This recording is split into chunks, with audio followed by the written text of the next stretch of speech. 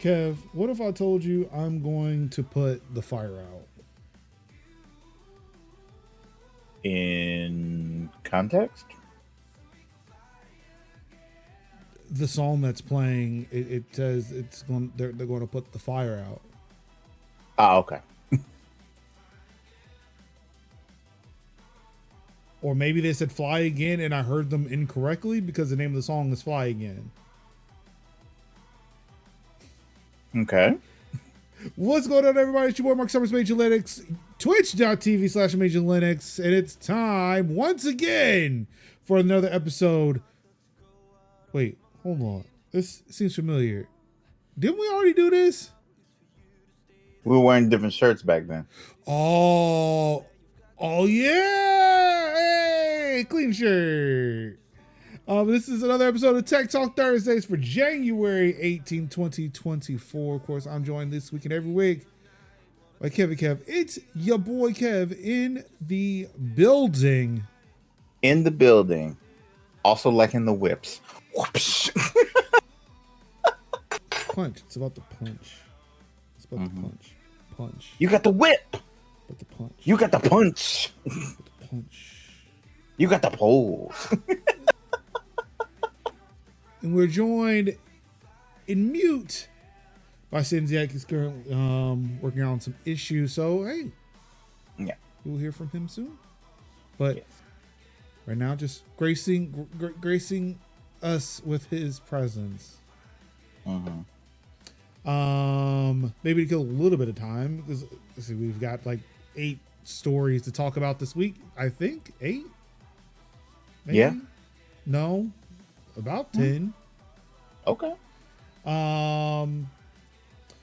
Just one thing that's not on the list. I figure we can get through as to what Kev and I were referencing earlier. Yes, we were here just a mere couple of hours ago, few hours actually, to cover the Developer Direct 2024 that Xbox put on, and finally, for the first time in a long time, you have a game in which we can whip and punch Nazis. And it's something I feel like everybody who's anybody on the right side of history could use right now. Of course, they showed off some Indiana Jones. What was it? The Circle of Fate? Circle of something? Circle of Destiny? I don't know. Circle of something. I think it was the Golden Circle. The Golden Circle? Or the Circle of Life.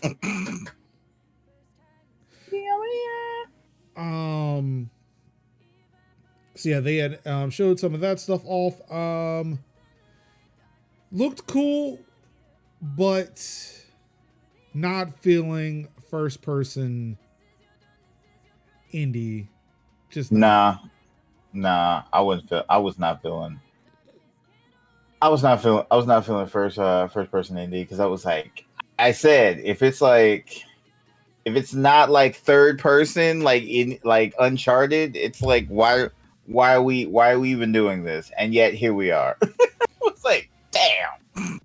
But I had to remind Kev that look, it is made by Machine Games. They've only made first person games.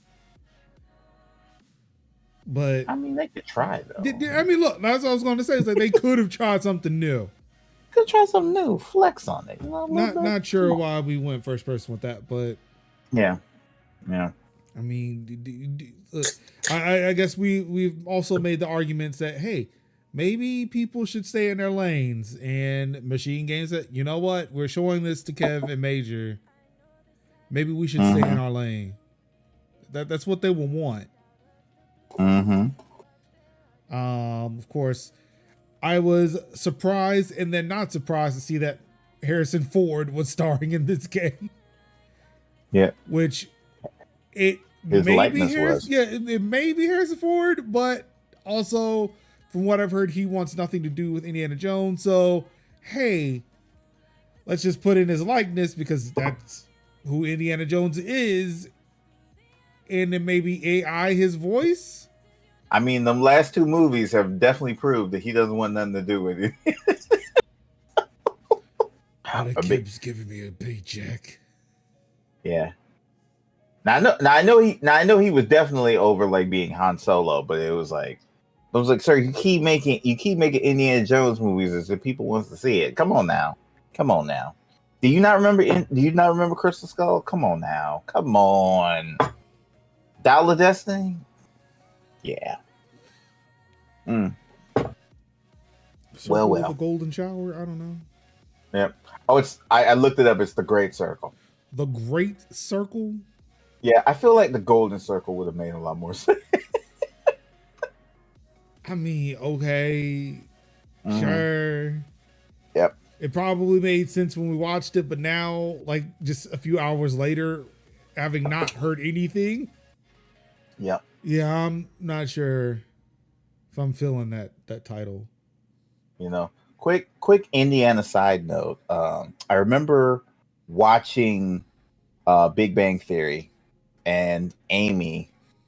Or Amy Fairfowler. You about to point out this whole thing? I think I know where you're about to go. Right. And I find it so hilarious. Yeah, Amy was like, you do know Indiana Jones didn't stop them from getting the arc, right? Indiana Jones contributed nothing to that. And I was like, if anything, he delayed them from doing it because he just was there. All he did was delay and slightly he basically delayed and like slightly, made it more uncomfortable. But then they opened it, they all died, and then it would close back and nothing would have changed. Nothing would have changed. He wouldn't be witness to that thing. And when she said that, I was like, oh. Yeah, I said, and there is I've looked it up, and it is highly debated.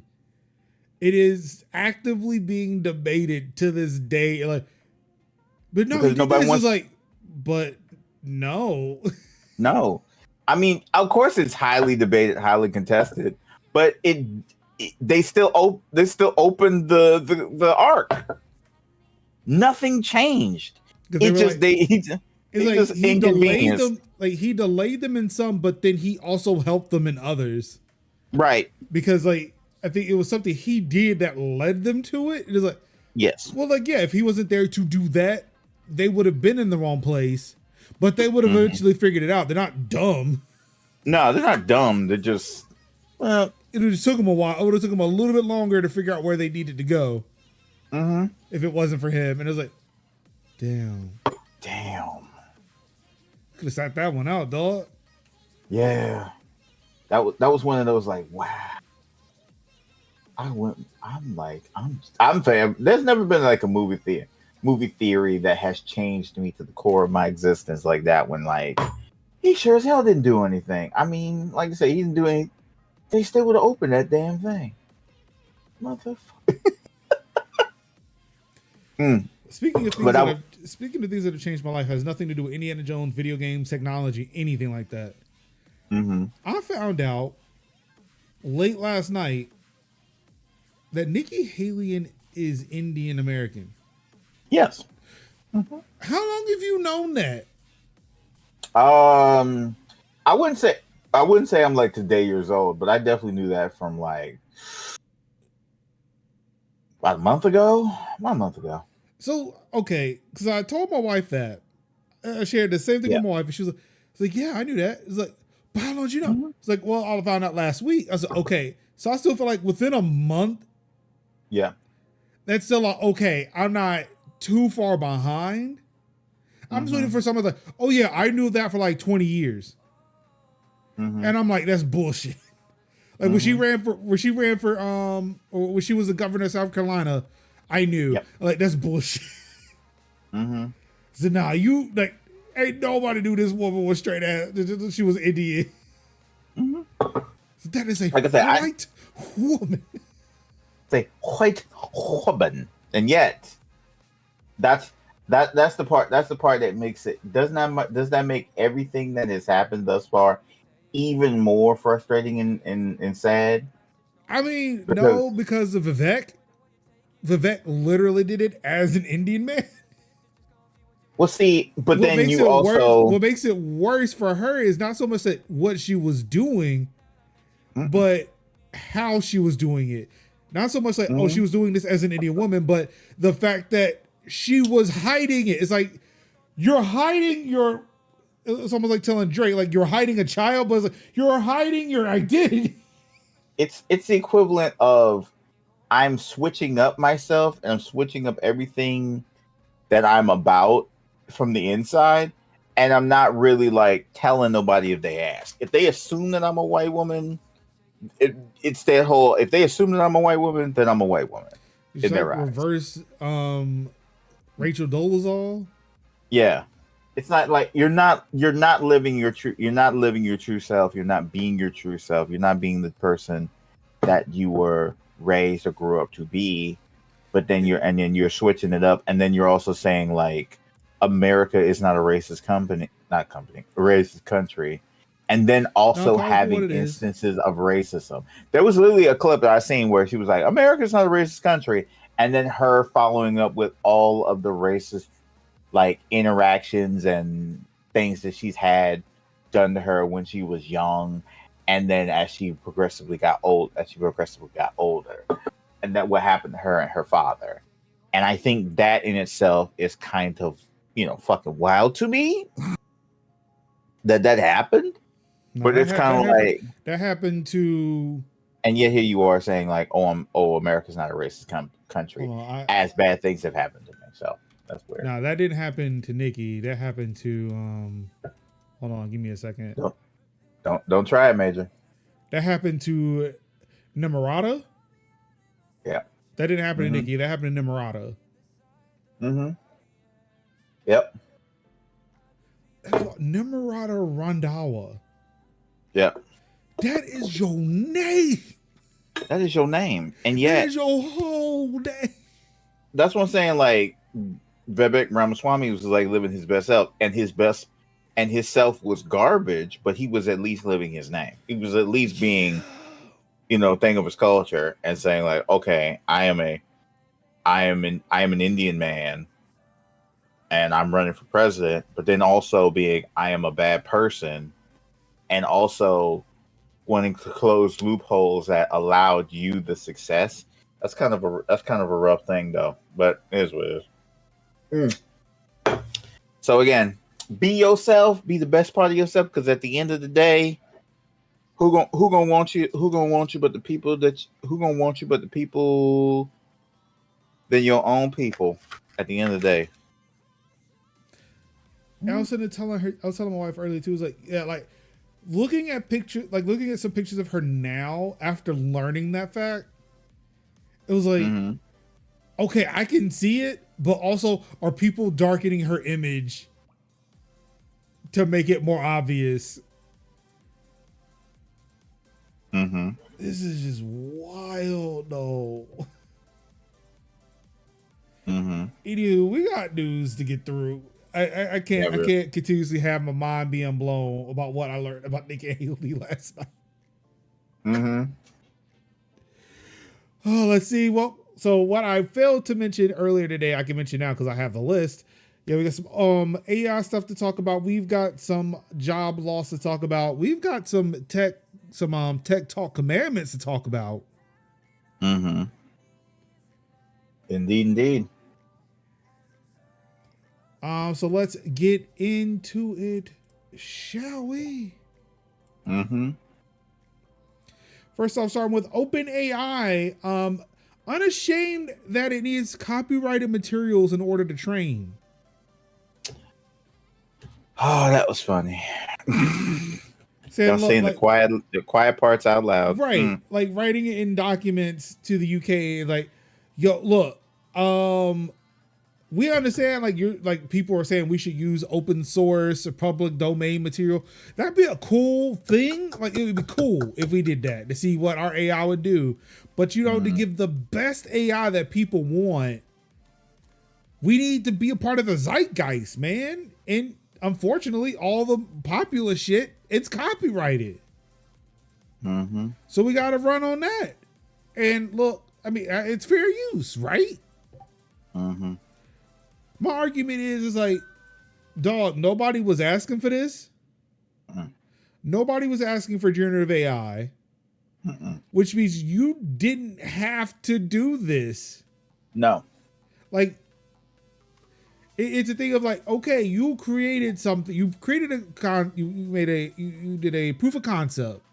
Yep. It now exists. You do whatever you want. Or you say, all right, cool. This is what we could do with this technology. We have trained it on this set of data. Let me put my Rubik's Cube down so I can stop punching my mic. We've created this proof of concept where you can feed it data and it'll give you this back. We use copyrighted data. Sorry about that. We're not going to sell the product with this in it. But you can sit there and take this technology, feed it what you want, train it on the data that you have, and it'll spit out what you want. It's great. It's fantastic. But no, what they decided to do was like, hey, we're going to make this thing, put it out there, and then now we're going to, like, it was one thing if it was free. Yes. I mean, granted, with it being free, you are now taking copyrighted material that people would need to pay for to get and have something spit it out for free. That's one issue. Mm-hmm. But now you're charging people to use the thing that's spitting out all the copyrighted information. Yes. So it's like, how is any of this okay? Mm-hmm. Go ahead. No, I'm just saying that's wild to me because it's like, like I say, it's like where AI is because like I say, y'all are leading the charge of where AI is, and being like, because I thought many of us were thinking like AI in the terms of like, your search engines where it's like, okay, let's find detailed answers, have a more definitive conversation with the AI, and find out what exactly are you looking for. Right. And then the AI will kind of like say like, oh, are these what you're looking for? And then learn through searching and search models patterns. That's what I thought. So it'd be like free use, and then like a user can then talk to the AI can learn, and then the AI will get a better picture on how to answer other questions in the future. Thus give AI, exuberant, incalculable amount of data to figure out, how to serve the next user and monitor it so it doesn't like rise up and try to kill us all. That's the thing that we all want from AI. But y'all are literally feeding AI things that you don't own in order to teach it to do what exactly? To draw? No. Write? No. That's not right. So what do you use? I could see if the way I was using it before is to explain to me this thing. Explain to me this concept. Mm-hmm. Or, hey, I'm having this problem. What would be a more efficient way to solve said problem? Mm-hmm. Instead of like writing whole ass articles and trying to pose it as my own. Right. As much as I joke about it with the Takao, it's something I'm not going to do. It's not. But it's like, it's one of those things like what we are thinking as tech people are thinking about AI in the form of, even if it's like in the form of art or in the form of like searches, to be able to create a work or a thing that is something a person would want to see, as opposed to that's like fun and interesting, but not used as like in substantive of work of somebody else's work. So if you say like, AI, draw me a sunrise, on the desert, and then they draw that, and you're like, oh, that's beautiful. I would love to see that. But then I wouldn't then take that sunrise on the desert and try to make that as my own.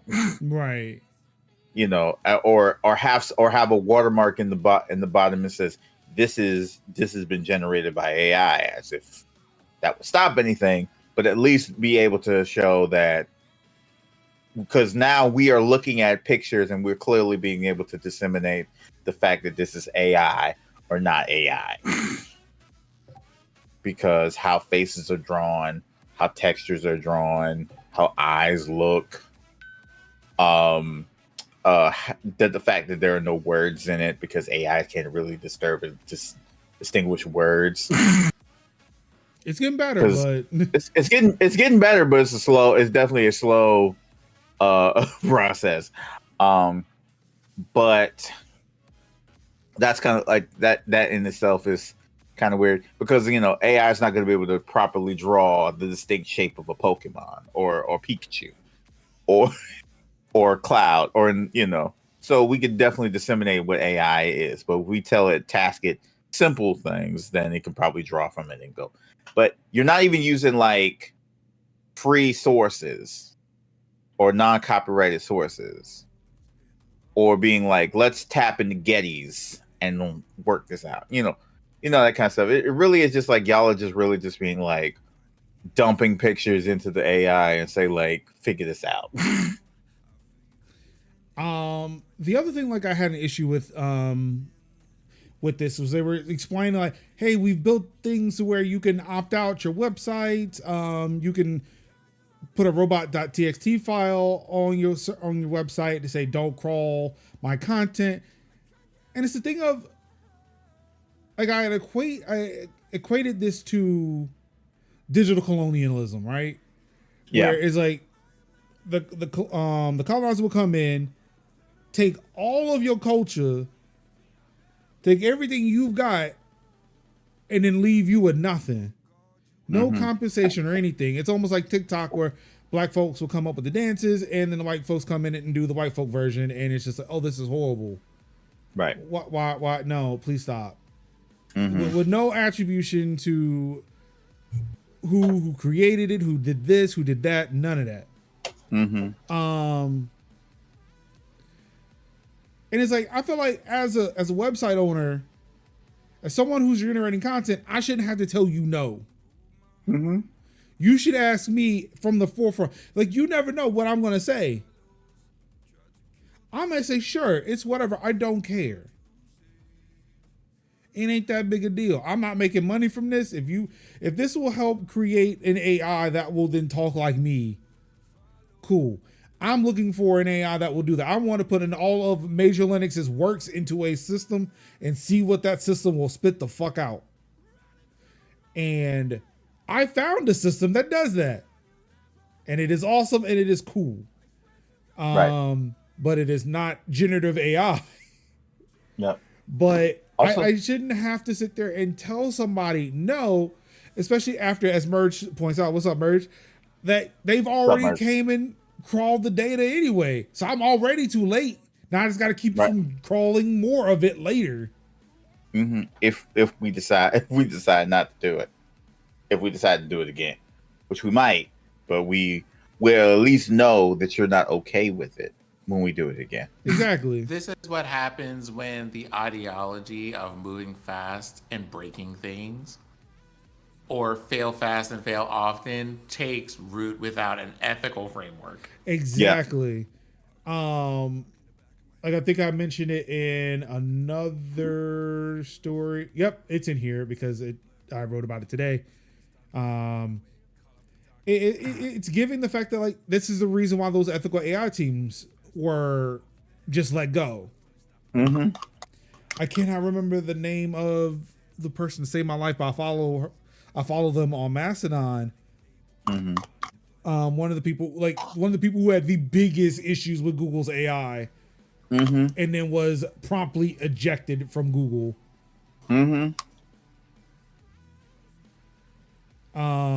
Yeah, move fast and break your own stuff. Don't break my livelihood.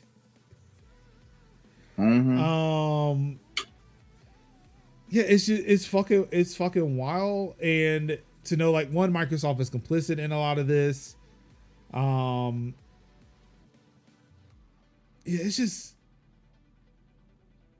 it's really fucking bad, man. Like again, like I feel like it's like I said, it's digital colonialism, where we're out here just minding our business, and here comes the colonizer to take all of our shit, like to just Right. co-opt everything we have and give us nothing in return. Right. And this and is ultimately what it does is it put us out of business. yeah, and this is by far is like the worst case scenario when it comes to AI, where it's like when we think of like proper ways of using AI, it's like built into the browser. It's like A, built into the browser, A, built into like the office suites, built into the media tools, where a thing like say like you're doing like Microsoft Word and you're like, oh crap, I don't know how to do a PDF. And so you do like the Clippy and be like, Clippy, help me make a PDF. And then the PDF. And then he's like, cool. Shows you how to make it. The AI takes over, shows you how to make it. Or, basically either shows you how to make it by doing the process or being like, hey, I found a video of what you're looking for. Would you like to play it? Boom, that. Well, I mean, that's either support. I mean, you described a macro, Right, or a help that. document. That, but then neither of which is AI in the first place. Right, exactly. And yet, practical effect of AI. Yeah. Of being like, it'll just install, it'll just be like, oh, I can do this macro, boop, boop, boop, boop, boop, boop, and you do and it does it for you. Would you like to name it? Would you, or like, yeah, I'll take over from there. Like that part. So I was going to wait to talk about this in the game section, but I'll mention it here because again, AI came up in the hands-on that I did. But yeah, in Tekken 8, they mentioned AI for one of the for the ghost battles you can do, and I'm like, I hate the AI, like the term AI has become so tainted because every time I see it, I'm like, oh my god, not AI and another thing. But knowing that the tech that they're using in Tekken is literally the same AI that they've used in Tekken for a while when you've done ghost battles. It's what Drivatars are in Forza Horizon. Mm-hmm. Or just in the Forza series, period. Mm-hmm. Like, AI was a thing it was an okay term up until generative AI showed up. Yes. Where you realize, oh, it's just stealing things from people, and then now it's replacing people. Mm-hmm. And it's still even not that good of AI because you just made the thing understand better what you're trying to ask it to do, and it can kind of give you an answer that sounds like a human said it. Yes. Or that a human did it, but not quite. Just something just seems off. Right. Because that's kind of where it's like AI works in the vein of like productivity, but not in the terms of like actual work. I mean, you say that, but we'll get to a place where I don't know. Yeah. It's been built into so many tools as productivity that it gets so productive that people no longer have jobs. Again, Duolingo. And I say that because the Duolingo article just reposted since the show started, and so many people have been sharing that tweet. It'd be like, my phone has been blowing up.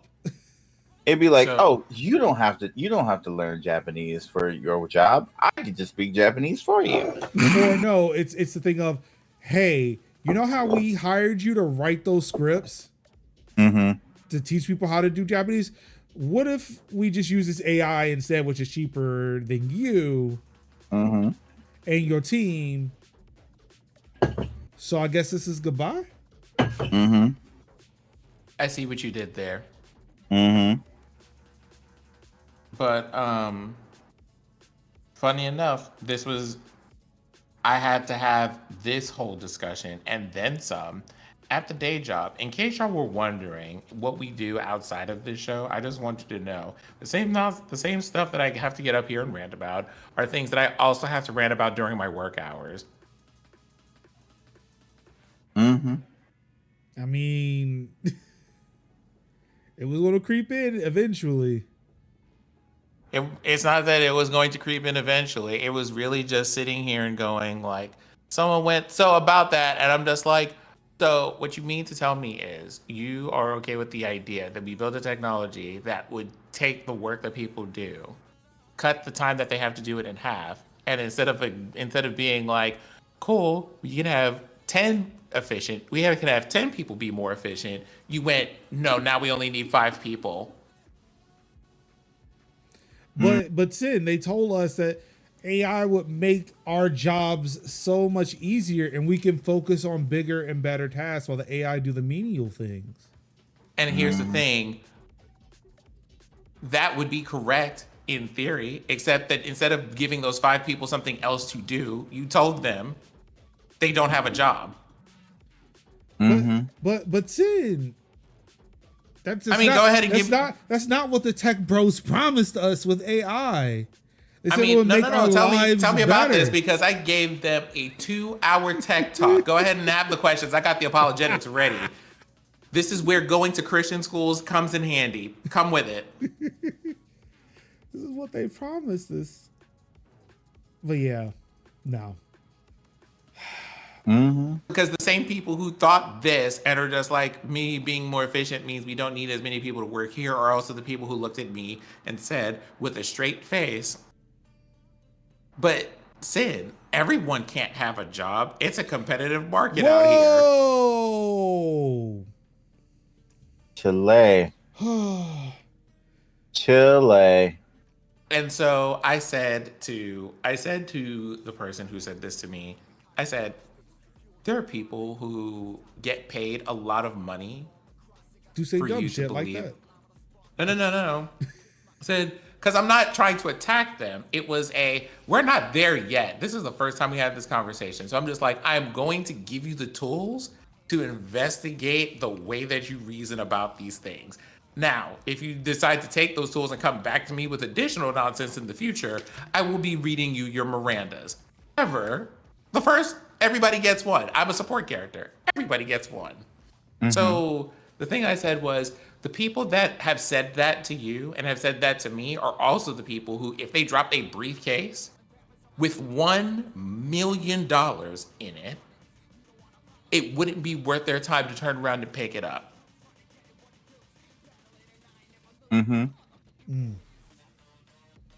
Those people want you to believe that everyone can't have a job or that everyone can't have things because there isn't enough for everyone. I wonder why. I want you to know that these people who are just like, but like these things have to exist or this has to happen, are also like in the Forbes 500. That means there are 500 companies at least. There are 500 companies who could also drop $1 million briefcases and not think about them. More questions about the reality that you're in and the assumptions you have about the world. Ask more questions.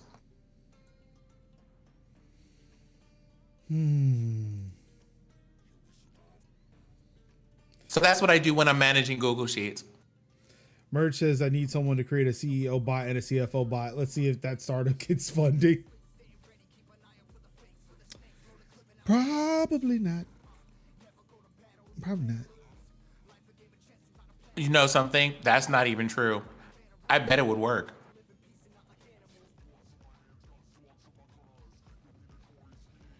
Oh yeah, I guess the board question. of directors would probably invest, right? So wait, isn't that just a DAO? Because I'm just saying. Yeah, that's just a DAO. That's just a DAO. It'd be like, hey, if we were just like, hey, Chat GPT, how would I pitch this business idea to these people?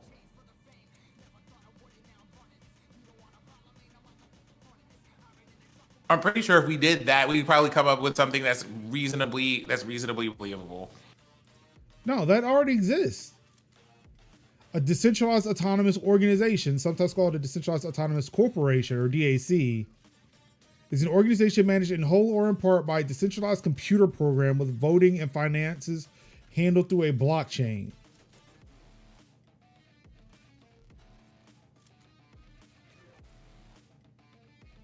I knew I saw that before.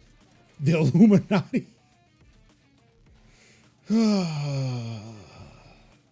What's going on, Dodge?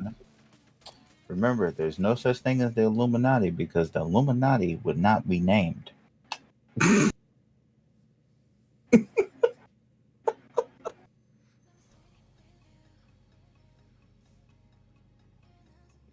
Also, the Illuminati, for what they are, I imagine they wouldn't need to be operating in secret. It's like, nigga, no. Like, you're already fucked. At this point, you're fucked. Here we are. Hi. It'd be like, why would they have why would they be secret? Why would they have names? They just meet in. Why would they have an organization? No. I'm saying it would exist. It would exist. It just wouldn't be secret. They just like meet in a town square where you can see the hi. They meet in Davos every year. That's what they are. Oh, yeah. Fuck. That's what they always meet. Always cracks me up. It's like, yes, we're gonna save the world by flying our private jets to Davos. Yeah. Why would they be named? There was that guy.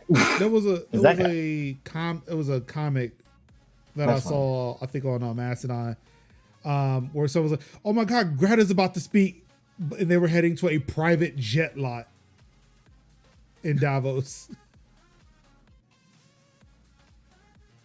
I was like, yeah. Mm-hmm. I see that. I see what y'all did there. Mm-hmm. Speaking of money and people who are supposed to protect money and the blockchain and things, the SEC is in trouble for not following a Tech Talk Commandment. Could you guess which one?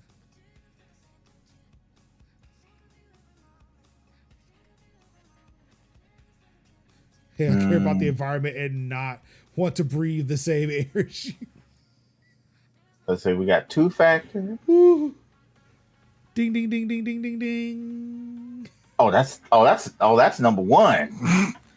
Thou shalt two-factor authenticate your shit. Oh, don't worry, you were thought about heavily when I wrote this, because remember, our Tech Talk Commandments are, one, I say how to be a better internet citizen, but also how not to land yourself in Congress, in a congressional hearing.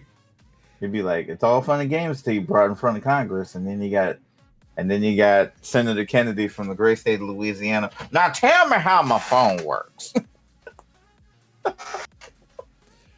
So the SEC last week, damn it, when I said it, I was thinking of that fucking Eminem lyric and was trying to rework it, but then I just gave up. That's why I went silent for a second. My bad. So the SEC is in hot water because they got hacked last week on Twitter. Mm-hmm. And somebody made an announcement about Bitcoin ETFs, whatever the fuck that is. Heard of it, I'm not familiar. To where the head of the SEC had to go out and say, no, we did not approve Bitcoin ETFs. No, stop. This is not news. Only for the next day, the SEC comes out and says, okay, we approved 11 Bitcoin ETFs. So it seems like the hackers might have forced the SEC's hand on that. But the day they were hacked, and maybe a couple of days later, some senators wanted to know, how could you have let this happen? And as soon as I started the investigation, I never seen Twitter move so fucking fast since Muskie Musk has been involved to say it's not our fault. Mm-hmm. Nah, those motherfuckers did not have two-factor authentication. That's how they got hacked. It ain't us, it's them. Mm-hmm. Because Musk was like, I don't need a congressional right now. Well, I got a lot on my plate. To be fair, the SEC is on his ass. ETFs are not Bitcoin, but a commodity that can be traded that's unrelated to the price of Bitcoin. All I know is it said Bitcoin ETFs. I don't fucking know what they are. I don't even care to know. But thank you, Diogen, for just sharing information. Thank you, Diogen. That's what I'm talking about. He was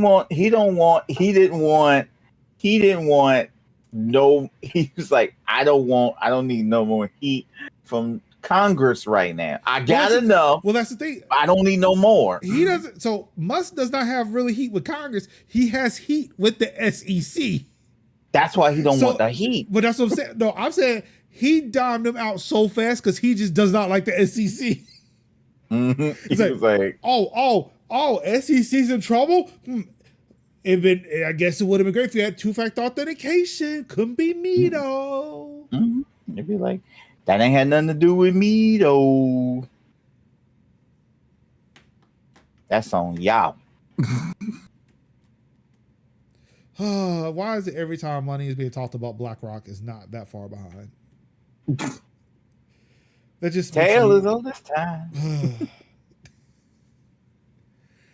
So yeah, the SEC is in a bit of hot water. This is from Senator Ron Wyden in a letter to the FCC. Given the obvious potential for market manipulation, if X's statement is correct, and I left X there because that's what he said. It's Twitter. We don't call. I've only done it once, and I called Twitter X, but that was by accident. If X's statement is correct, the SEC social media account should have been secured using industry best practices. Not only should the agency have enabled MFA, but it should have secured its accounts with phishing-resistant hardware tokens, commonly known as securities. He did not write this shit, which are the gold standard for account cybersecurity. The SEC's failure to follow cybersecurity best practices is inexcusable, particularly given the agency's new requirements for cybersecurity disclosures. Oh, you said you trying to get people to sit there and tell when they get hacked, but you can't even secure your own shit? So basically, what I'm seeing here, what I'm reading here in this little article, it's not little. That CEO, CIO, CFO bot idea, someone needs to work on that and see what happens. Wait. What, on the SEC? Needs to take, like, based on that one paragraph alone, I'm just like, someone needs to actually make that bot and see what happens. Yeah, we don't need chief officers in the government. That's the last thing we need right now. You see what happened when we made one president, right? Oh, apparently we didn't learn from the last time Ask Iowa. Oop. Well, if only this was a standing desk and I could just push it up to disappear. One day we will have a state that's representative of the workers. One day. That'd be nice.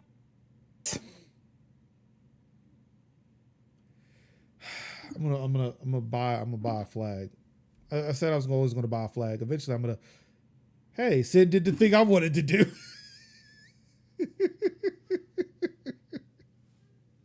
Sid has left the building. That's the best. I got you, third major. That's like the best use of a standing desk. Is in a call when something embarrassing gets said, I can just push a button and my desk will hide me. Oh. But yeah, get ready for a C-SPAN episode in which the SEC will be right in front of Congress to answer some questions about, dog, what the fuck y'all, what are you doing? Can I just be very real for a second? I don't want to be in front of Congress, not because I'm afraid of having to testify, but honestly because they don't have lighting that is flattering the black skin, and I refuse to be seen in like halogen lights. That's why I'll bring my own. I'll get my my key lights and install them right there. Get the warmth in and say, look, if you go focus on me. I would absolutely be like, I'm sorry, but my contract does not allow me to be seen in this lighting. So the answer is no, but thank you. Look, instead of Hunter Biden, like Hunter Biden wants to be in public, so look, I'll take mine in private if it means that I can just get lit correctly. Mobile key light from insert sponsor here. Look, Logitech, Elgato, please make my congressional dreams come true by giving me key lights I can take to Capitol Hill. Thank you. Hold on for a moment. Let me read this from Merge. Again, with the amount of restrictions government agencies put on third-party vendors, it's amazing their own house is so out of order.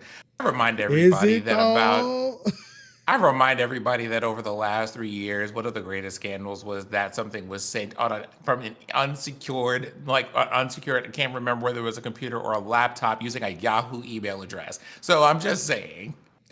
Yeah, I mean, was it the military? Like, weren't people trying to email the military about misspelling .mil or whatever, and it kept getting sent to an African country that's soon to be taken over by Russia? Yep, sure was. For years, mind you. We did a report on that here. Yeah. I just want to throw like that. That's a whole episode. Yeah. I don't like. Again, I'm surprised. Like, they're like, oh wait, two-factor is a thing. That's awesome. That's Bro, why like looking at Senator Ron Wyden's statement here. I do not think he wrote that. There are government and military agencies around here that are still using Windows NT. Listen. Yeah, that makes sense. I would imagine they would be sending it to the Netherlands. It was .nil. It was .nil and not .mil. I think they were sending it to. No, not NIL. I think it was just like .nl because that's the Netherlands. Oh, so it was .ml. They were sending it to Mali, wasn't it? I should absolutely look that up. I'm doing it right now. Okay, that took me to Merrill Lynch. Yep, it's Mali. .ml is the internet country code top level domain for Mali. Yep. Military emails. Employees for the United States Armed Forces regularly misspell email suffix with the .mil TLD with .ml. Oh, and this is why the Netherlands is mentioned, because Dutch internet entrepreneur Johan Zurbier took on the ML-TLD. He attempted to contact the United States government about classified information being sent to Army.ml and Navy.ml in 2014 through Dutch diplomats.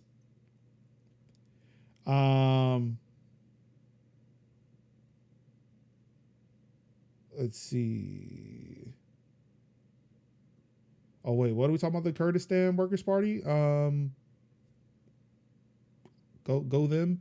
That sounds like a socialist movement. On July 17, 2023, Zerbier's contract expired and control was reverted back to the Malayan government.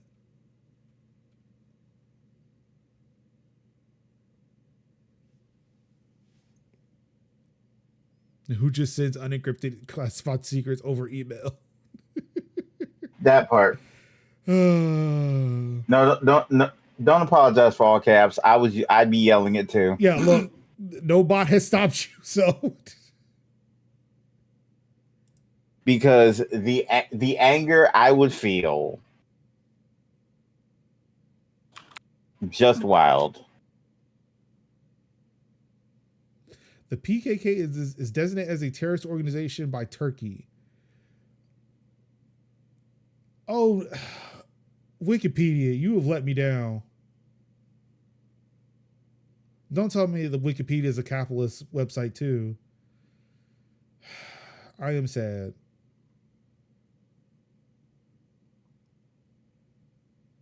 That makes me sad. It's amazing that a political party that serves the workers of a country would be classified a terrorist organization. We just spent $90 trillion on a stealth death machine. Schematics were left inside an old pizza box from the office party. Mm-hmm. I mean, better than Discord, right? As wouldn't. Let me close this. I gotta fix something real quick. Wait, why is something being switched? Fuck.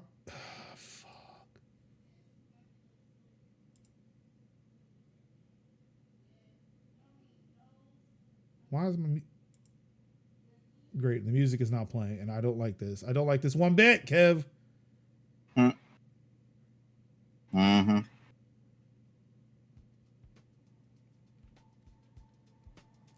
I noticed something sounded really it sounded so empty in my headphones. I'm like, What's going on here?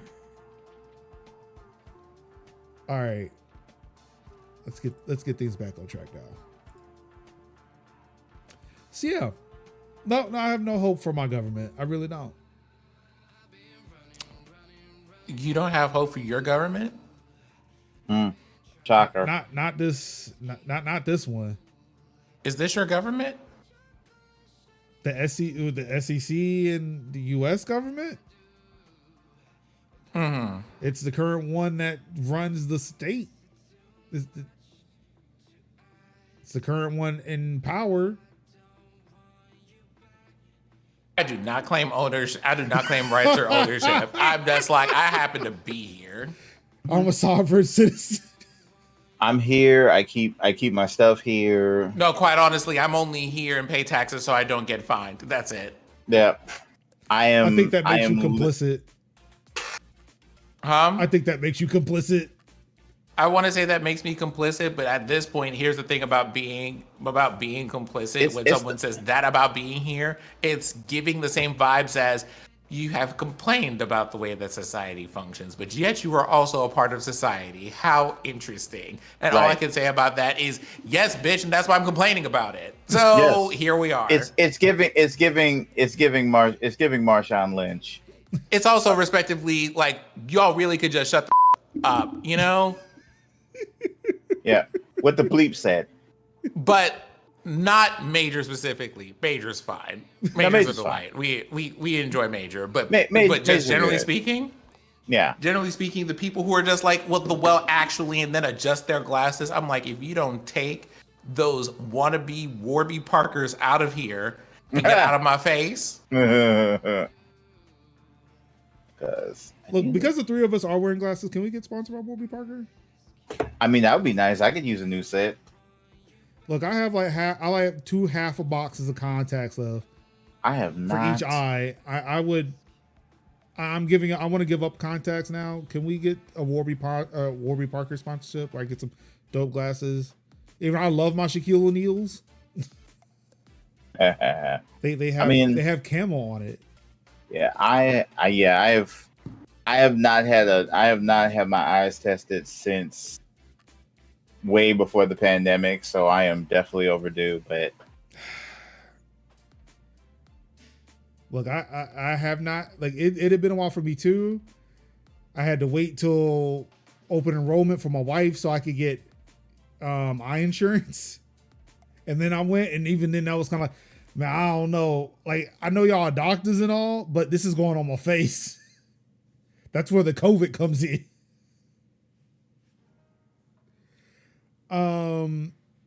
But what's going on, Paul? Thank you for that sub, by the way. Really do appreciate it. Keeping the vibes alive.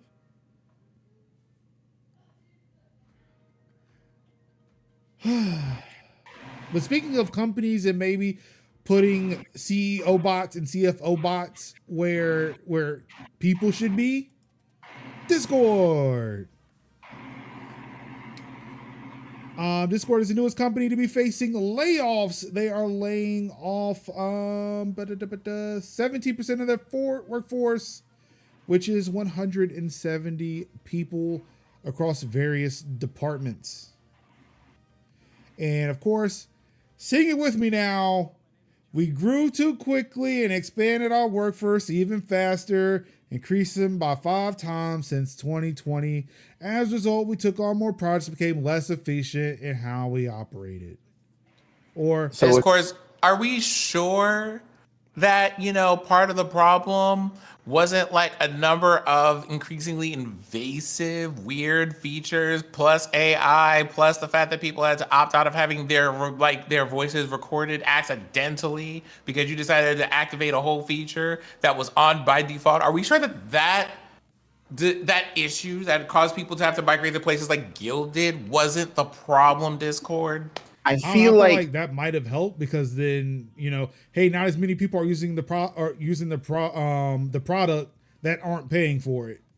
I feel like it's giving you were doing too much. You had way too much dip on your chip, and then you realize, oh, we got way more people than we got functions.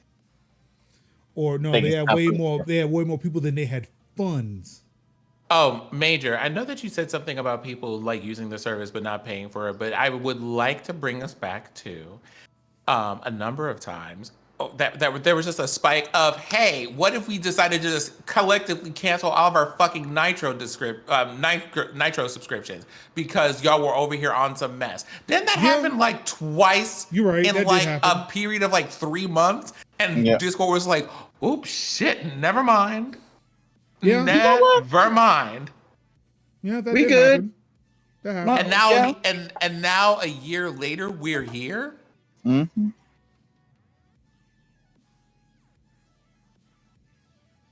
Man. I'm out here just kind of cackling at we're not in dire straits, we're just firing people. This is where we are. This is where we are. This is the map. We are here.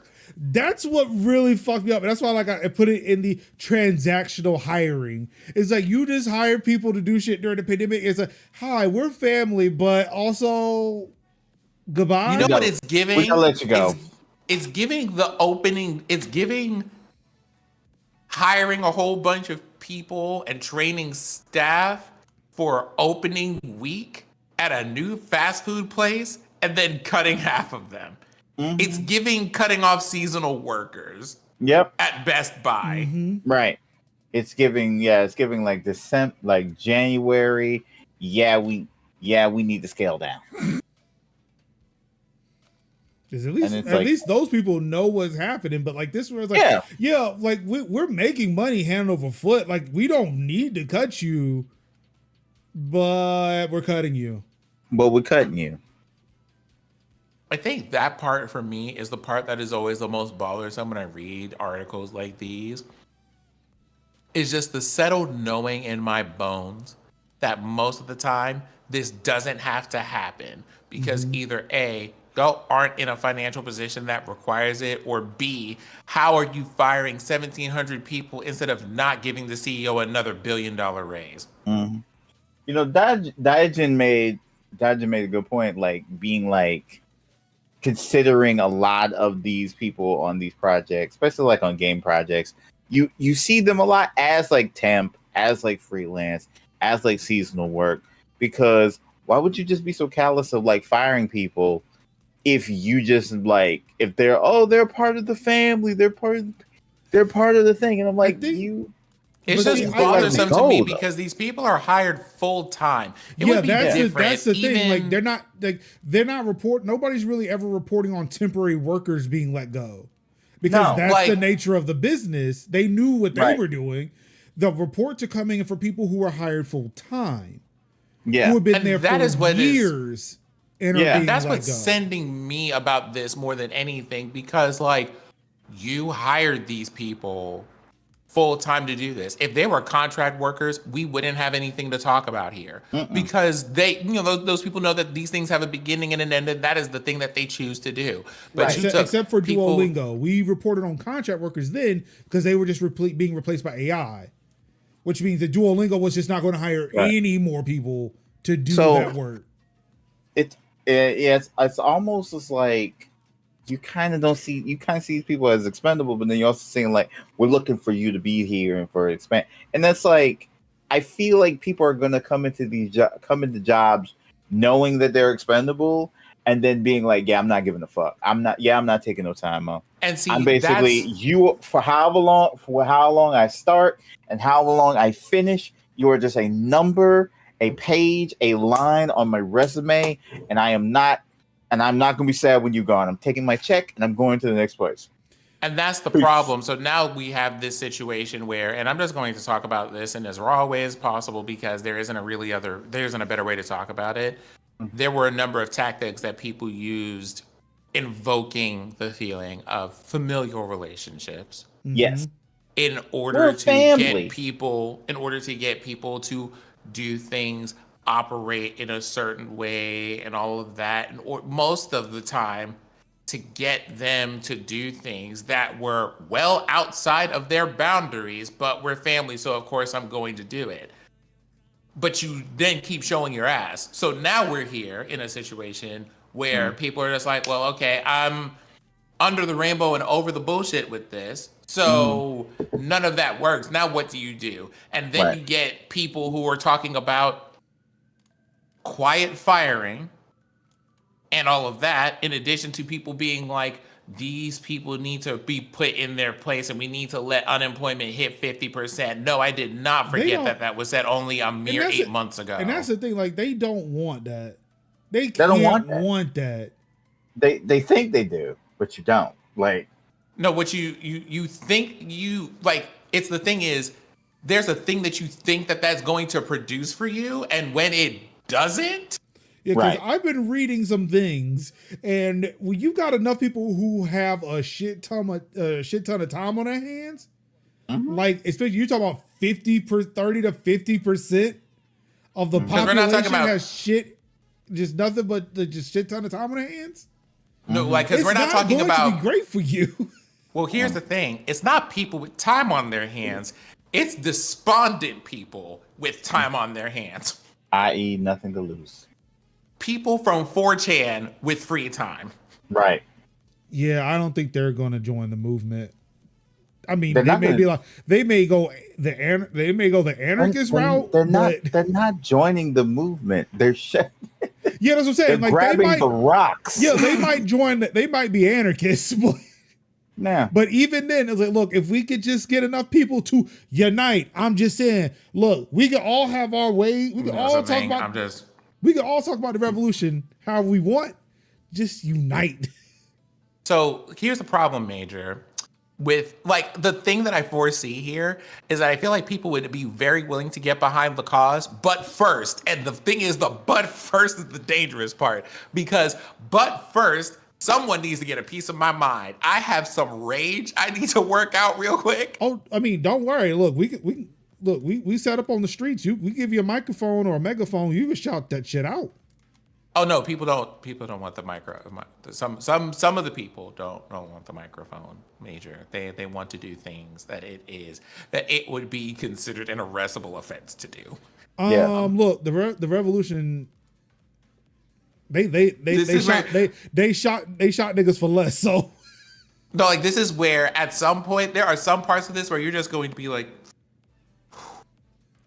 Because I'm gonna tell you what, some of these people, like some of these managers, are gonna find out the true meaning behind "Cash Me Outside," and it's gonna be a time when that happens. And I'm just gonna say this, like, man, damn, sucks for you, dog. That sure sucks for you. There was a thing in the movie, because my mom made me watch a lot of Western, and there's one particular Western that I like. It's called The Big Country. I'm gonna keep it brief as I can. So basically, like, it's basically broke down between like two families. One family is like super rich, powerful, got the connections, got the swagger and the levels, got everybody bought and sold, right? Then you got the other family who's rough and tumble. They got the numbers of disenfranchised folk, and so they hanging in. So shenanigans happened. The rich family goes and rides on the poor family and ruffles up everybody's feathers. What does the poor man do? He don't do nothing. He wait till the man have a party, right? He walk into the man house with a shotgun and was like, bro, I'm here.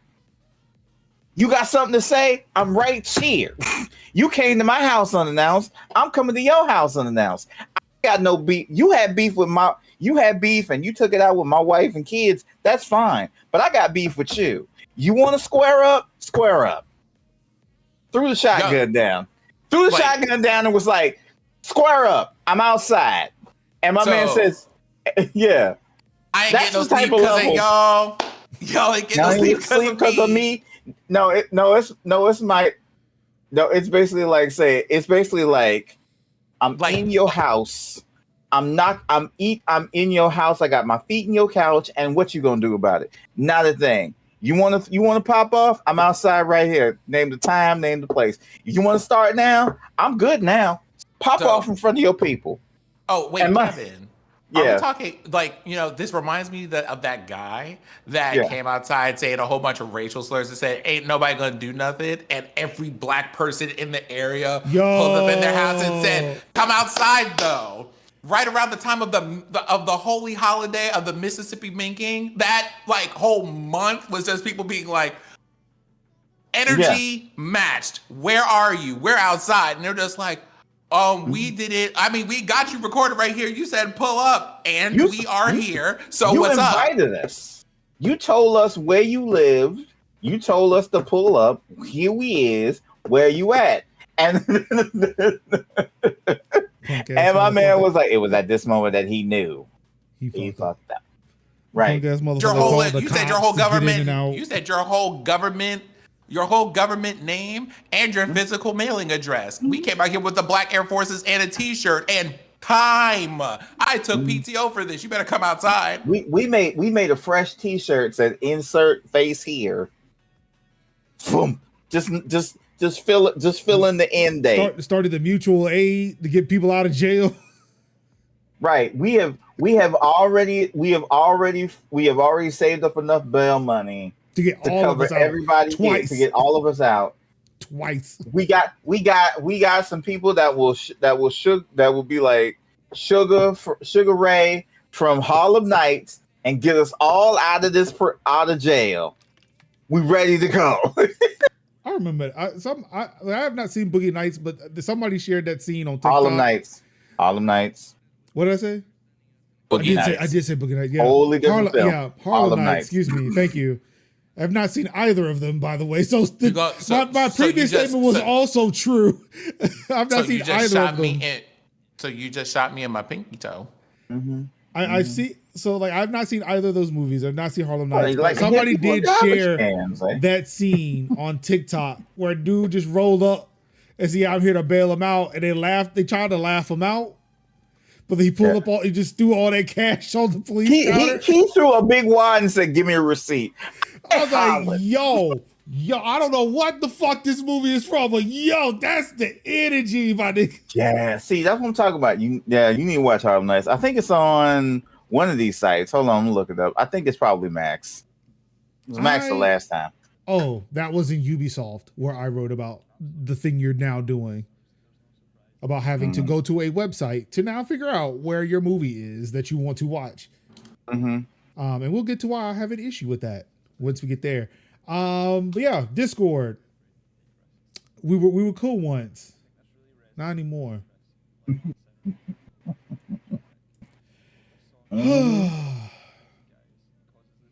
So, mirror, mirror on the wall, who's the biggest of them all? Hold on for a moment. Before you go on to this story, can I just say that I am uniquely upset at this moment and incensed that I have a whole Discord t-shirt? I mean, we're using Discord for the show. What do you want me to say? No, I'm just sad. I'm just sad. We're stuck. You know what I mean? I mean, we've already established that we tried to leave, but I mean, we have already established that you can love and utilize and love a software, but hate the people that run it for obvious reasons. Which is true, but there also is a superior product in vMix. I just can't afford it. Yeah. If we could use that superior product, we would definitely be using it, but we can't. So we gotta begrudgingly use this software. Yeah, that's doing some fuckery out here in these streets. Sad. Like Amazon and Twitch. Yep. No, merge. It's sad. Like here it is. I want to ban. I'm going to ban Redfall, but now I'm going to ban like a common a verb, kick. How often do we use kick in the chat to where I will feel bad if we ban it? Surprisingly, just that one time. I mean, like if we were talking about kicking something. Yeah. I don't think we ever talk about kicking. We're not a very athletic bunch here. Stop it. Stop it, Dial G. Stop.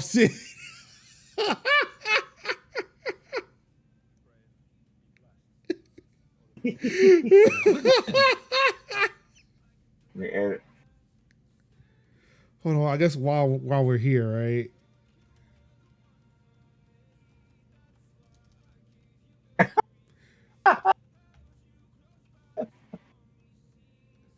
I can't even figure out how to. Yeah, I get block and ban username, but I don't know how to.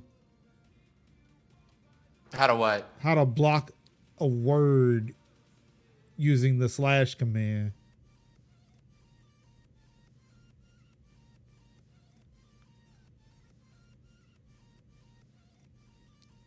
I also feel like I'm spending way too much time trying to figure this shit out.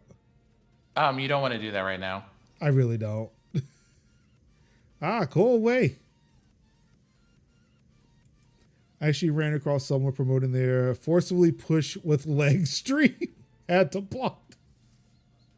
Forcibly push with leg stream? Forcibly push with leg, please. Forcibly push with leg. Can we just kick that now? Forcibly push with leg. What's going on? So I'm ready for you know something here. We're ready for this hashtag. I'm waiting for this. Forcibly push with leg. That's gonna be in the lexicon right there. I was like, hello, infamous. I've been calling kick Twitch. Stop it. Or Quitch, because it's because it has the Twitch API, so it's like, oh, it's Quitch.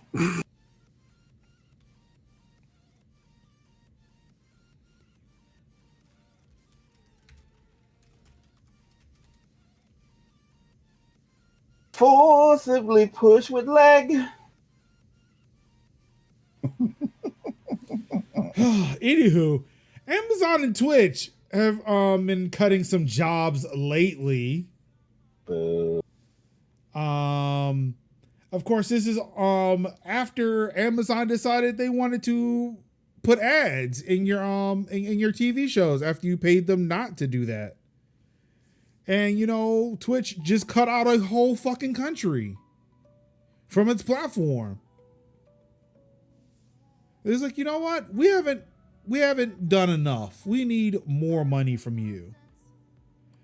So back on Tuesday, Bloomberg reported Twitch was getting ready to bring the hammer down on 35% of its workforce. Twitch then confirmed that just over 500 people will no longer have jobs. Over the last year, we've been working to build a more sustainable business so that Twitch will be here for the long run and throughout the year. We have cut costs and made many decisions to be more efficient. Unfortunately, despite these efforts, it has become clear that our organization is still meaningfully larger than it needs to be given the size of our business. And this is coming from Twitch CEO Dan Clancy. I'm loving this. Do you think FPWL will actually invest the money to do AV1 encoding or just wait for another Twitch leak? I am dying at the fact that we're going to be talking about this and no one is going to know on this show what we're talking about. I'm going to have to write it down just so I can, for the next few days, I can remember what that means. It feels like an anime attack. Forcibly push with leg. Sounds like something from Jackie Chan Adventures. That sounds like the spiritual prequel to Rocket League, Rocket Power Battle Cars. Oh God. Oh yeah. It's like that dude. Oh yeah, it's like the dude with the red hair that announced all his attacks. Be like, monkey plugs 2 peaches.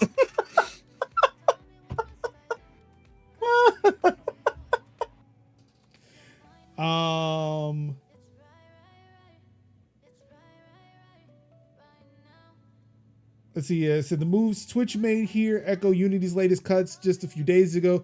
Twitch managed to cut more people today than the entirety of 2023, when 400 people were let go. However, in Twitch's world, they have never been profitable. Amazon acquired the company 9 years ago at almost $1 billion. While Twitch has a lot of heart, it hasn't shown Daddy Bezos the cash. And then speaking of Daddy Bezos, one way. Amazon has also been doing some cutting as well. On Wednesday, the company confirmed that they're doing several hundred layoffs between Prime Video and MGM Studios. But why would you do cutoffs in the one place where you just said, hey, we want more money? Well, hi everybody. This is January of 2024. I would like to remind everyone that this is one of those times of the year that a lot of layoffs happen because we have to report things on taxes. That doesn't sound like my problem. That doesn't sound like the employee's problem. Oh, it isn't. But basically, here is additional information and context so that when we tell you these people are a bunch of bitches, you know exactly what we mean. What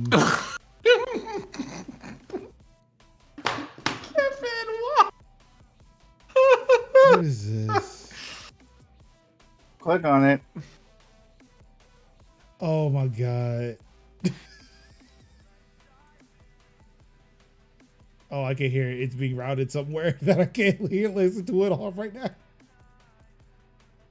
Oh wait, no, I muted the PC. That's what happened. It's getting too many notifications coming through, but I get what you're saying now. Yep. That we was like from the later seasons, right? Yeah. Oh, okay. But yeah, this person says nobody asked for Amazon to acquire Twitch. Nobody asked for Prime Video. We just wanted our packages on time. You are a delivery service. Look, you went from books, you started selling me products. It's fine. I will give you that, but you did too much. You moved too much. Maybe Twitch didn't need to exist. YouTube works just fine. Look, isn't the sign of free market capitalism is that, look, if a business dies, that just means that they were a failure as a business? Maybe we should just let Twitch die.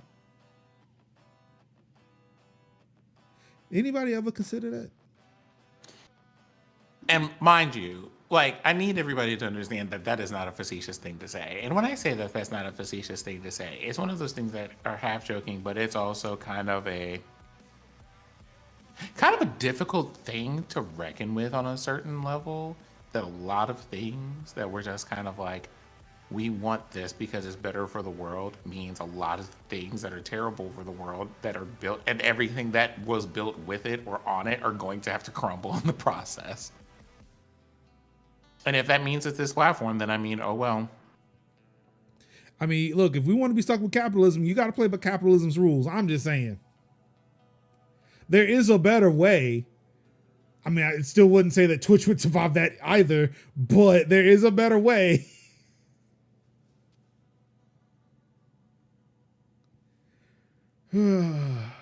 I'm being told to move on. Oh no! I know. Oh no! Like I'm going to go and get the thing real quick so that you know what I'm like, where that's coming from.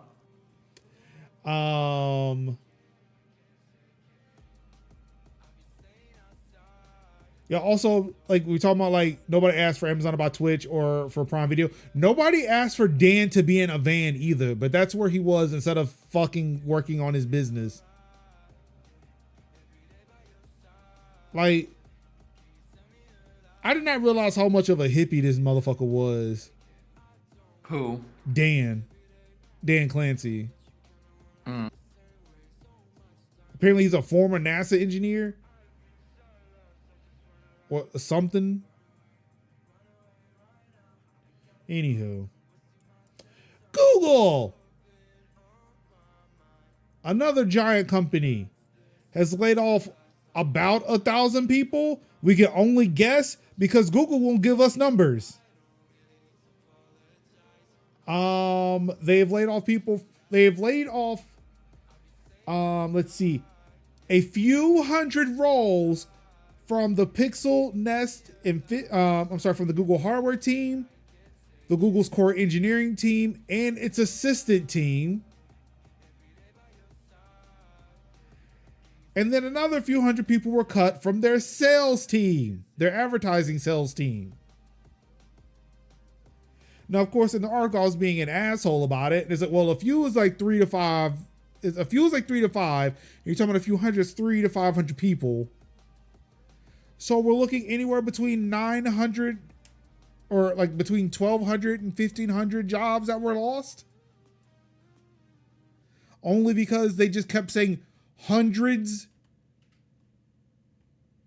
I do not understand why companies want to obfuscate how many jobs were cut because you know it's going to make you look bad. Just get it out. Just spit it the fuck out.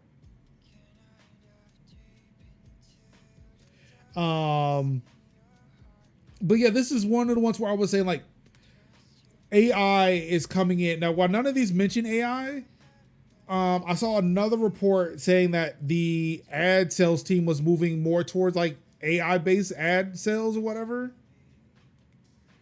But yeah, I feel like a lot of the stuff that's happening within Google is due to the fact that they're dog fooding their shit.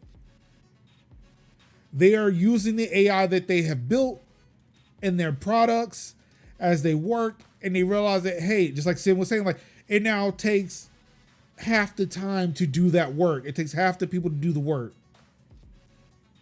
So instead of finding something for anybody else, for somebody else to do, they just cut them. And that's always the weird thing, because right after they do that, it's kind of like, we're still hiring for people to do this and do this and do this. But you don't offer people that chance to pick up those things. They just go, you don't work here. No, they do.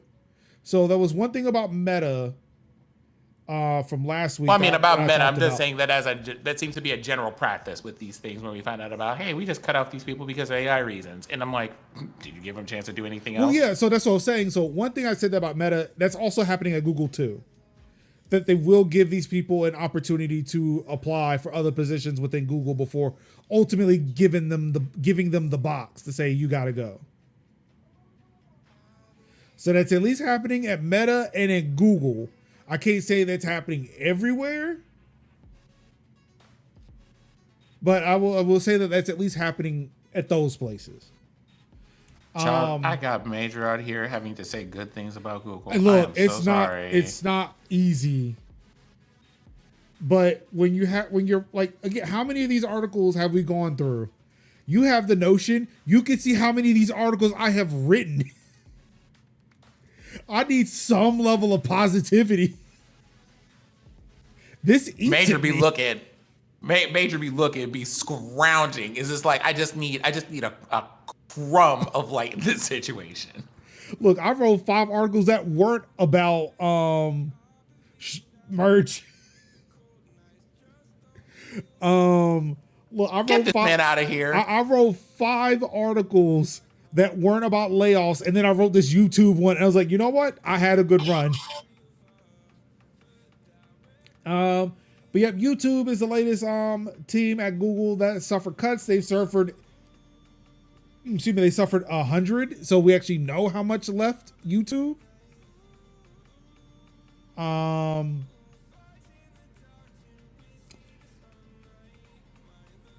the Google CEO pops up in an internal memo to the company staff, and it was like, yeah, look, we're just trying to make things more efficient.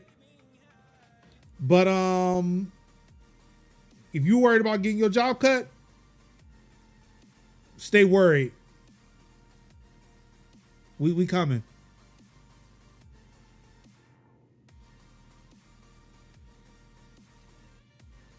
The YouTube roll out a new streaming dashboard they've been promising for 2 years. I've not seen it. The dashboard I was using about a few weeks ago looked about the same as it was before.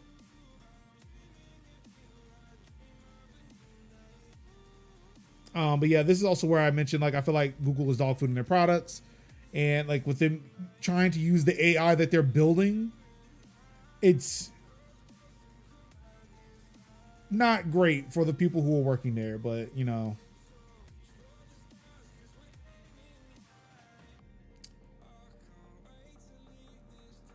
And last but not least, some good news from gig economy workers.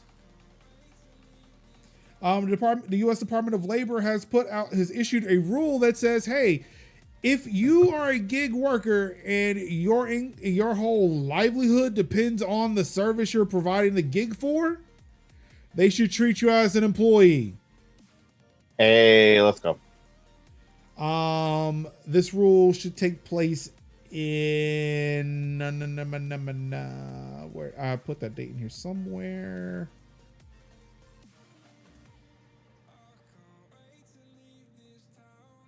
Oh, where did it go? Or maybe I didn't. I thought I did. March 11th. There we go. So the rule takes in effect March 11th, but of course, we're expecting the companies that this is going to affect to issue lawsuits. So you have Mark Friedman, the VP of the U.S. Chamber of Commerce, which is not a U.S. agency, but a lobbying group.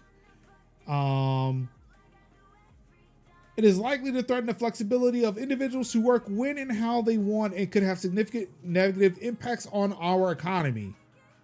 It is amazing that, when a rule changes to make a company do a thing, oh no, think of the employees and the consumers. How will they get hurt by this? Talk about it. Oh my God. Instead of, hey, you know what? Maybe we should actually do right by the employees and not, fuck them or the consumers over. Because all this is like they're literally saying, hey, the change you're making that's going to cost us money, we're passing that on to the consumer. Because you got us fucked up if you're going to mess with our bag.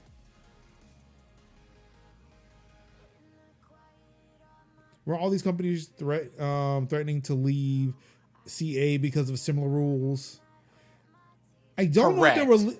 I don't know about CA, but I know that in New York, they made a change to some of the apps had made a change to kind of hide how you tip gig workers after the rule went into effect. There was a thing with a whole bunch of companies being like that about like certain things that were changing in California too. Oh, okay. Because it was a wage transparency law that some of the companies were getting pissed off about because they just didn't want to have it federally mandated or mandated by the state or mandated by the government that you have to have published ranges of pay for a job position.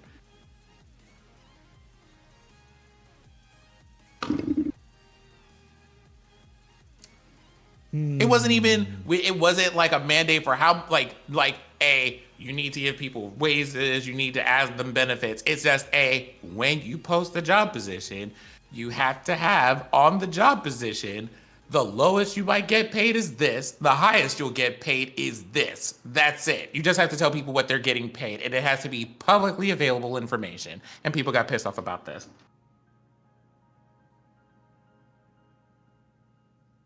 And my only response to that is, okay, but Craig, why you got to lie? The lie, Craig. You ain't got the lie. It was fucked up. Like, these companies got me fucked up, bro. Mm-hmm. Like, these people just be, like, just ruining your whole mood when you find out the nonsense that they get into. Because it's like, and for what? Hey, why do you have to hide any of this? What difference does that make? Like, they didn't even say pay them more. They said just tell them if you're going to pay this person $32,000 a year for this job, tell them you're going to pay them $32,000 a year. Or are you just mad that you're not going to sit there, you're not going to sucker somebody into a job that, I like this job, but it pays so. Like, eventually you're going to have to tell them, why waste anybody's time? Okay, because here's the thing, job interview. So what are you thinking is like a salary that you would want to approach? Oh, okay. Well, where are you at as far as what you're paying your workers now? Well, we're around the industry standard. What's that number? A whole thing. I mean, I feel like for me, it just saves me time. Like, I'm not gonna waste my time with you if you're not gonna pay me what I'm worth. Because boy, that's going around a lot lately. Because guess what that doesn't give companies? Negotiating leverage. Fuck that. You need me, I don't need you. Contrary to your belief. Shoot, I may go around and complain that I ain't got money for shit, but you know what? As the kids say, I'm standing on business. You gonna pay me what you owe me.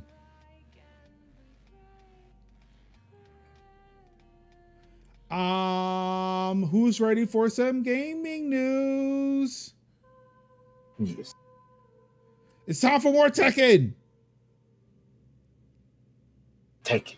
It's the most I've Tekken written. and his Killmonger haircut issue. Well, no, I hadn't gotten to that part. I haven't gotten to that article. May not at this point. But yeah, okay. One I wanted, when I saw that, I wanted to share that with y'all so bad that, oh, Eddie is DLC. So much for that fucking hater that was on Twitter. Your boy got announced. Yep. But yeah, the Killmonger hair. It took them what, 5 years? 6 to finally get that into a game? Because it's not just him. Kevin, I saw a white guy that was sporting the Killmonger. Yeah. Remember in Avowed? Mm-hmm. You all right, that's it.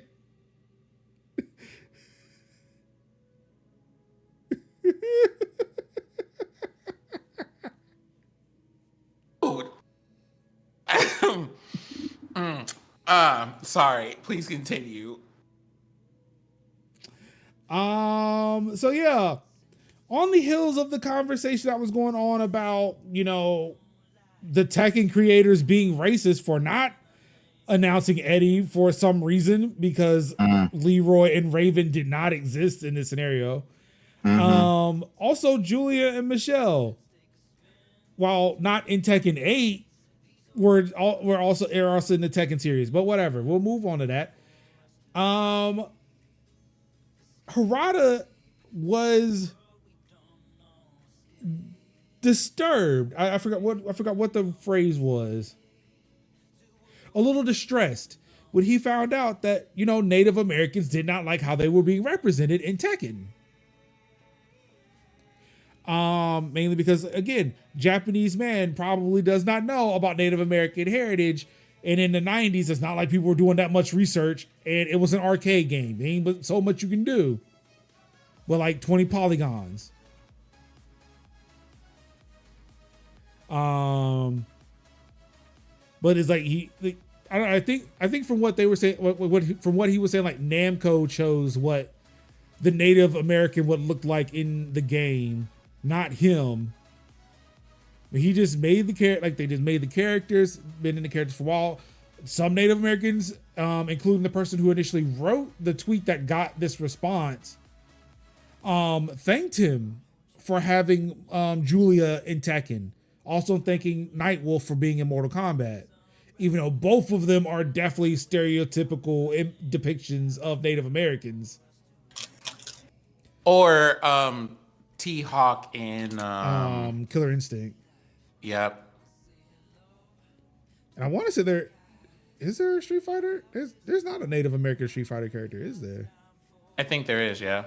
Let me go look.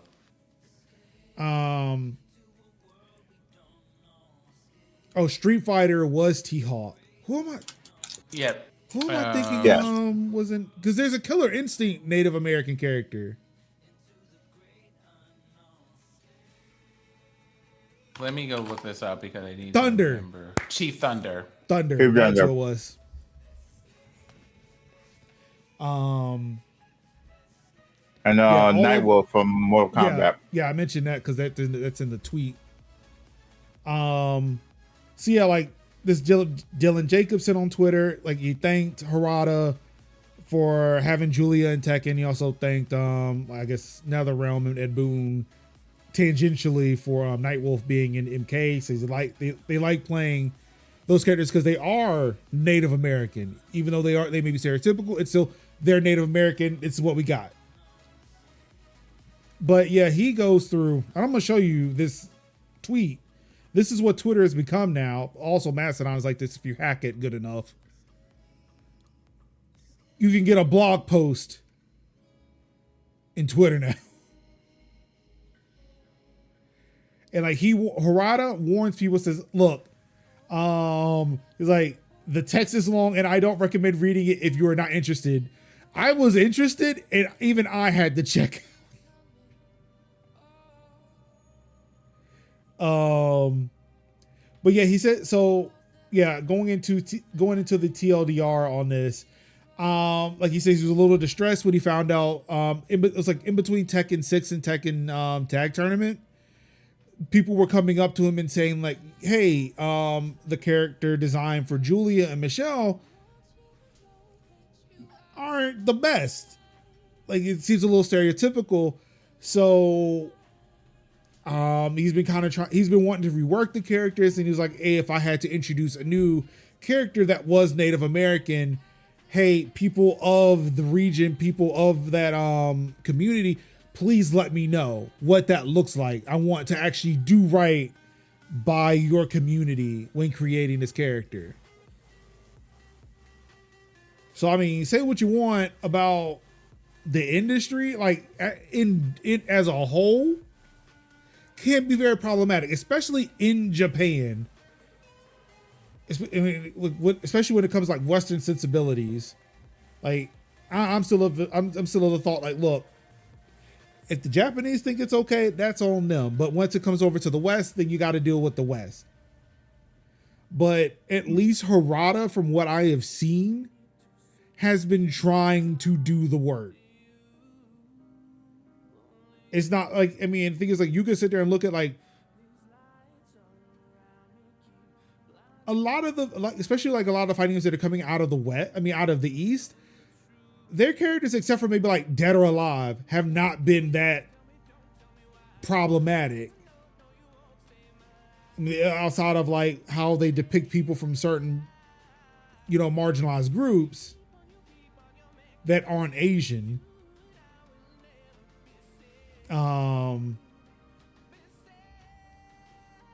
But yeah, I mean, again, at least these folks are trying to do the work. Like with Harada, I know like Street Fighter, as much as people hated it, they put clothes on people.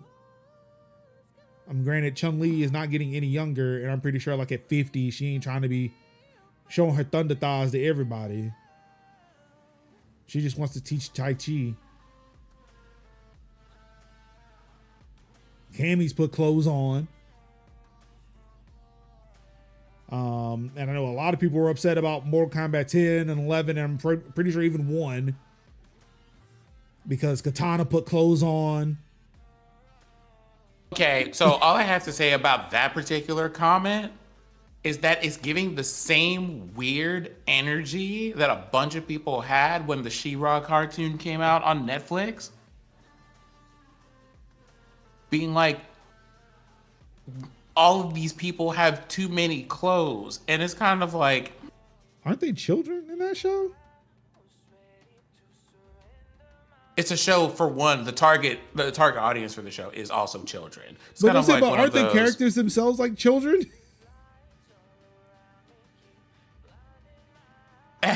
So, like, are you incorrect? You are not incorrect. All I'm saying is, some of y'all, like some of these people out here, are on the weirdest nonsense. It is not that I really feel at this point that I should be surprised by it, but it's always interesting to see the way that people argue, and the argument that they have on our art form is, but it's not sexually appealing. And I'm just like, have you considered just having a romantic interlude with an adult?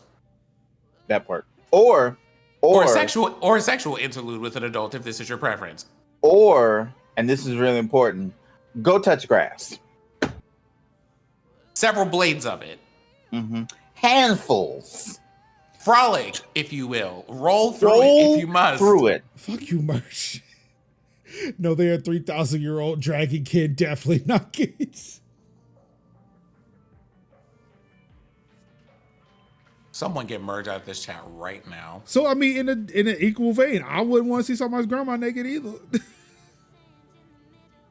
Well, I mean, the thing is, you want to know what you're going to not say about that, though?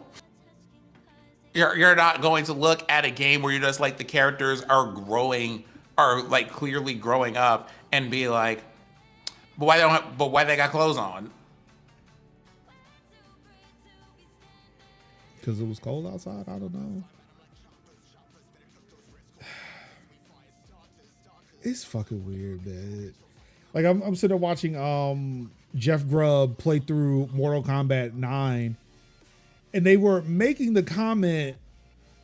I mean, granted, because it's a bunch of fucking dudes, they weren't being gross about it, but just joking about like kind of like because it was a game, the game came out like in 2010 or like Mortal Kombat 9, I think it came out like in 2010. So it's like the height of jiggle physics because now PlayStations and Xboxes can simulate fluidity. So they were commenting on the jiggle physics, but was like, oh my God, like this is almost like this is unnecessary for this game. Also, why are all these women barely clothed and in heels fighting in death tournaments? To where they were noticing like in the chat, they were doing something like, dude, come on, like you're a guy, you should like women. And it's like, that's not the point here. That's not the point. It's not that I don't like women. I could also critique that this is immature and like pointing out that like the nether realm of 2010 was like a whole bunch of 15-year-old developers who saw boobs for the first time. Like it's truly giving y'all would show up to an MMA match and expect people to be in heels and bikinis. Like, what's wrong with y'all? Well, like Kevin has previously stated, several blades of grass need to be touched with both hands. Be like, you think that like female armor consists of Red Sonja covers, and if you know, you know. If you've ever seen a Red Sonja cover, you would know strongest exactly pasties known to man. Right, just a two-handed claymore sword and a metal bikini.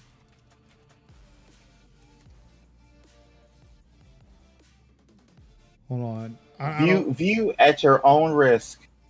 God, it's just so embarrassing. Oh yeah, kill. Exactly. Yeah, I'm trying to find an image, but it is very hard to do that. View at your own risk. Doing it right now. It's an anime. What? See, you forget about anime. But then you also forget about cosplayers. And I know one that has cosplayed that particular one very well. Yeah. Yeah. And has also admitted that there have been issues with trying to wear it. Yes. Because they have way more than the character has. But this is as much armor as women need, according to some men on the internet. Yes. To counter multiple rules. I'm sorry, can I not talk about anime on my stream? Is that not what y'all want? Thought y'all wanted this anime talk. We were it. This is it. But yeah. Shout out to Harada. Major said, "Are you not entertained?" No. But yeah, shout out to Harada. And again, like shout out to a lot of these devs who are out here trying to grow the fuck up. Right. They're actually making attempts. I mean, perfection, no. But at least try. Trying and attempts, yes. I mean, it's like looking at like God of War from the PS2 era and God of War in the PS4, PS5 era. Yeah. Like, y'all ain't talking about like, when that shit grows up, I like this gritty reboot. But when you put clothes on a woman because, I don't know, maybe we should stop just ogling digital breasts. Mm-hmm. And not like, having suggestive sex scenes in games. Like, this is so woke. Oh my God. Shut the fuck up. As Paul said, clothes equal woke. I just want to look at some people and just go, I understand that you may have gotten the unfortunate video or whatever that we talked about last week while you were on your late night adventures, but please stop taking it out on your video games. If you don't know what we're talking about, check out our last episode or go to dcanalyst.net for additional details. I still don't know what the hell we're talking about. I'm right for that site. I do want to take this time though to talk about the Tekken 8 demo. Kev, have you had a chance to check it out? I haven't. You should. I heard good things. You should. It's really good. Yeah. So I don't want to talk about the whole thing. I mean, it's really good. I broke up my fight stick. It's somewhere behind me. No, it's not. I moved it out of the way so I can actually sit on the couch again. But I don't want to talk about the whole thing. I do want to talk about the AI portion of it though, and how like I'm really upset about how like where AI as a term is going nowadays. But they do have a mode on there called Super Ghost Battles, where you can battle ghosts like from like other people's ghosts all over the internet, which in and of itself is not new. What is new is you get to fight yourself and it learns. The shit straight up fucking learns. And it is wild to experience when it starts moving and it starts winning by using your tactics against you. Even so much as like when I try to do like there was one special move they tried to teach me and they wanted me to do it at the beginning of a match. So I always started matches doing the special move, only to discover that my AI started to learn that, and if I did not do it right away, he would do it. And would hit me with my special move before I could hit him with the same special move. Again, I recommend give the article a read. It's the Tekken 8 hands-on. Give the video a watch, which is a major offline Tekken 8 demo. And just check out the Tekken 8 demo. It is available on Steam, Xbox Series X and S, and on PS5. Please check it out. Also, it works very well on Steam Deck. So, I'm just saying.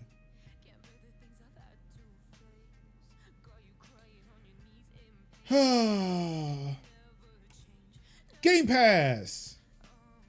Game Pass is giving users access to $5,000 worth of games in 2023. Kev, do you think you've played $5,000 worth of games on Game Pass? No. 500, but not no 5,000. Okay, so I was about to give you another number because I had to do the math. Do you think you said you've played about $500 worth of games on Game Pass? Yes. Because if you were paying $17 a month, you're paying $204 a year. And I feel like I may have played $204 worth of video game in Game Pass. Maybe. Mm-hmm. Right. Cause I definitely feel like I have achieved my money's worth.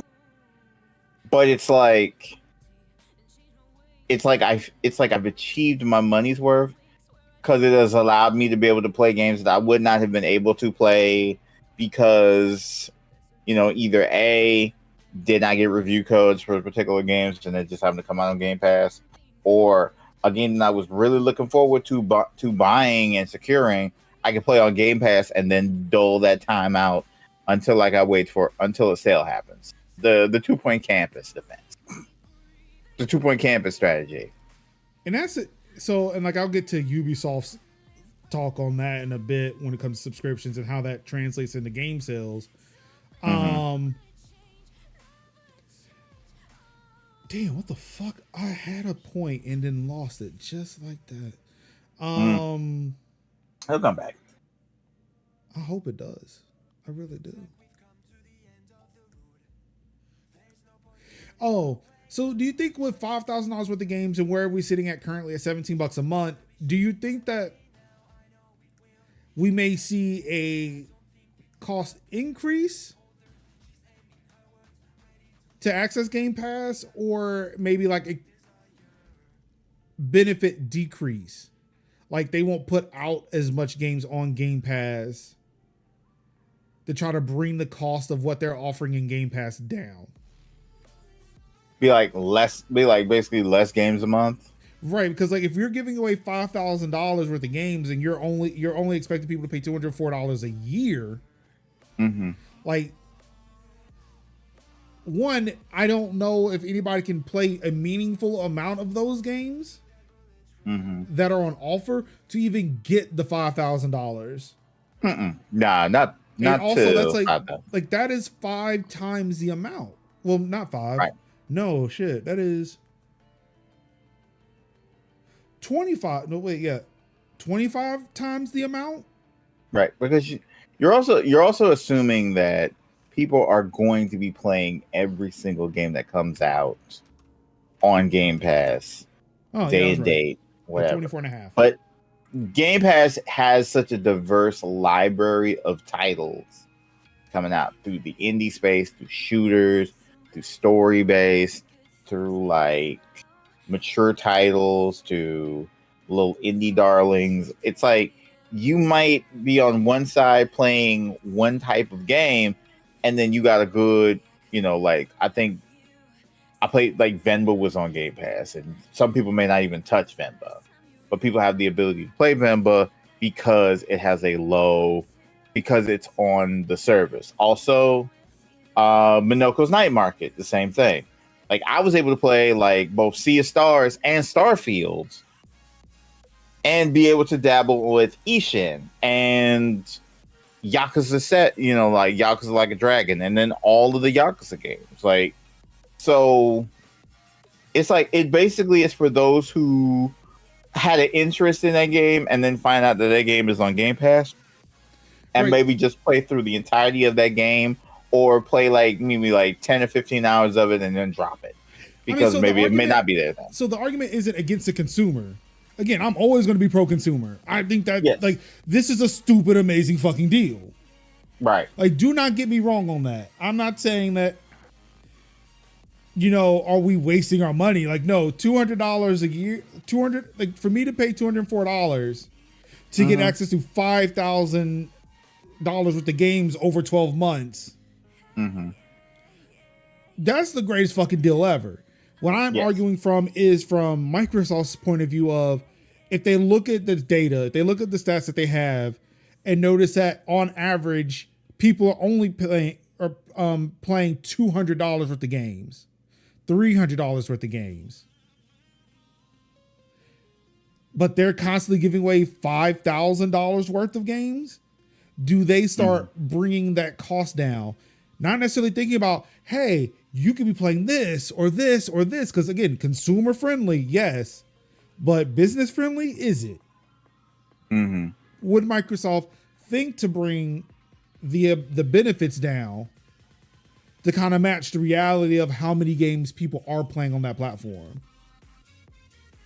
or on that service? Right. Like, I think it's almost, because I think what we see often is we see a lot of comparisons about being like Game Pass being like a good deal, and thus allowing people to like keep subscribing, keep attached to it, because the way it plays now is you buy your Xbox, it comes, you get your Game Pass Ultimate, and then you have access to all these games with it. You don't have to worry about, dang man, I bought the console and I got to figure out how I'm gonna get these games. Like, game, first party already attached to Game Pass, immediately attached. Play Halo, play Halo, play Starfield, play Bethesda's backlog, id's backlog, whatevs, right? All on one price. Play the entire Gears saga with one price. So there's value there, and I think that value is something that Sony is only going to do to a particular point because they're not going to do day and date games, but Microsoft does. But again, and then, I mean, you're right. But see, this still seems like it's still because coming from a consumer standpoint. Because all I can talk about is being consumer because Right. I'm a consumer. I'm not Uncle Phil. So the best thing that I can say is that they would want that in a mindset of people to say like, oh yeah, that's a good value. Okay, and see that's what I was saying. That's a good value to them. Okay. So they're going to be like, yeah, keep that going. Or if they have to up the price, then they have to explain that. But I, as a consumer and not a corporation, can only speak onto what makes a corporation want to court me. And when I say, dang, that's a pretty good value in a game, I might want to throw my money in it because me, consumer. I will rephrase my question then. Yeah, because if you were Uncle Phil, right? If you were Uncle Phil, better. Would you do that? Yeah. I'm sorry if I know that was the magic phrase, I would have used it. Right. Yeah, so what I'm arguing is like if you were running Game Pass, if you were Uncle Phil in this scenario, right? Would you try to bring down the quality of or the amount of games? Because again, as a consumer, I understand.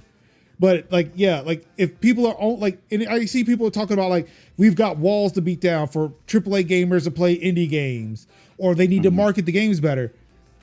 I'm still looking at time. I just don't have the time to play all that because I see a game, I get invested in it. Right. That may take me like 2 weeks, a month, 3 months. Right. So I just don't have time to play all this shit on Game Pass. If that was the only thing I had. Yeah.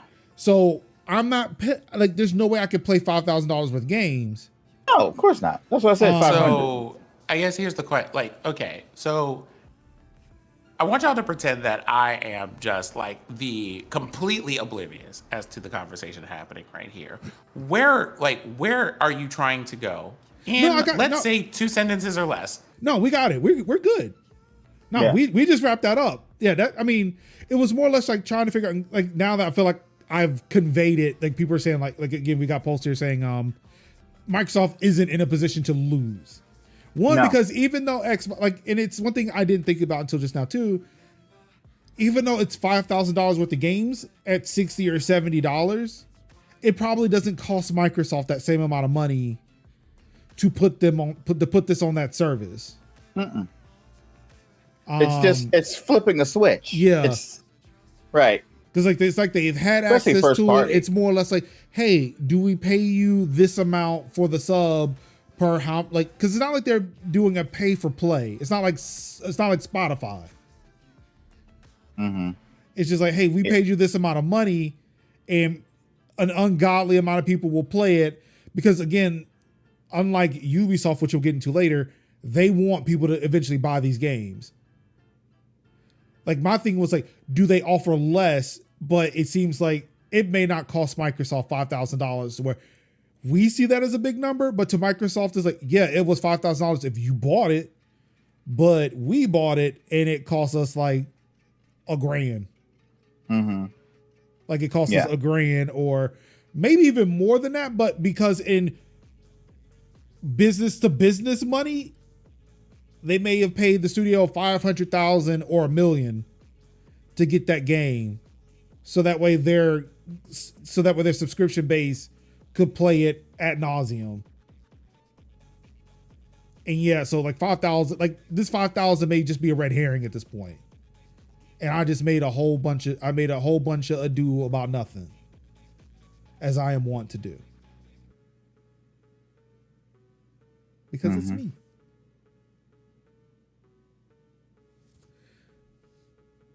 You know, they got that game for Azure credits merge.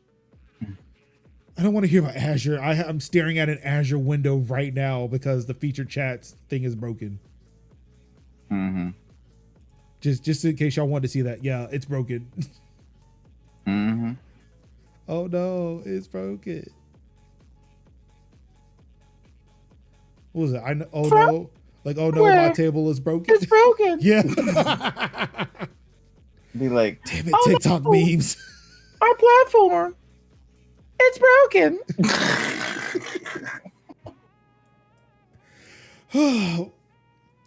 So while Game Pass itself tends to be a good subscription platform because they want to translate those plays on their platform to actual game purchases, Yes. Ubisoft, on the other hand, Yeah.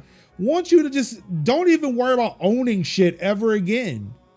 Mm-hmm. Just don't. Mm-hmm. As soon as you are okay with never owning a thing in life ever again, our business will flourish. I guess, and this is where we have to have kind of the important sub conversation of what does ownership mean right now? I feel like the conversation is Ubisoft just ain't making money because nobody wants to play Ubisoft games, and they think this will work. Mm-hmm. Because currently nothing is wrong with subscription services if ownership is right beside it, because Game Pass.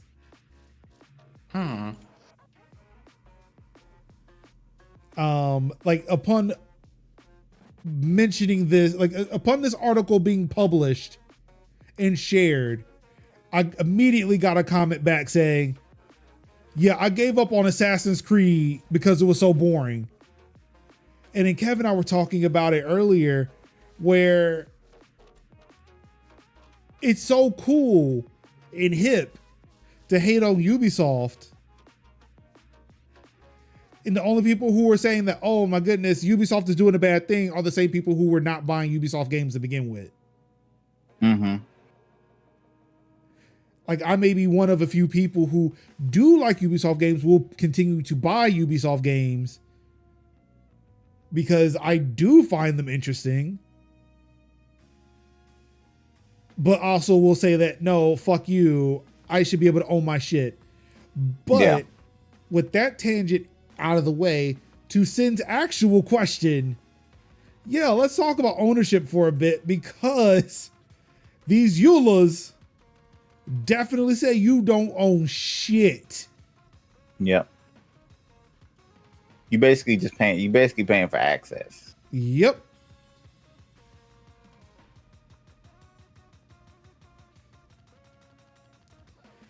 Let's see, Mercy says, I wanted to check out the new Prince of Persia game, but the Ubi account requirement for a single player game is a hard pass. Paul says, I think I own all the Ubisoft games already, so Plus isn't a thing I need for a few years. In the digital world, you don't own anything but the hardware you have hooked to your TV. Do you technically own that? Because they consider do shit and lock your ass out. Might I reference those PlayStation bans from December? Mm-hmm. And there it is. Like, it's a thing of, you can buy the hardware if you want, but could you do all that you want with it? The fact that, you know, with the PlayStations, those new PS5s, I have to be online in order to add the disc drive to it. Mm-hmm. That is a hardware thing that does not require the internet, yet it does on a PlayStation 5. Mm-hmm. That's why I'm like, it's getting progressively harder to like recommend. Because me, I'm always like pro physical media. Have a Blu-ray player, have a DVD player, VHS, whatever. You know, have the things you need when you need it, because digital is only going to go so far for so long, for so way, you know.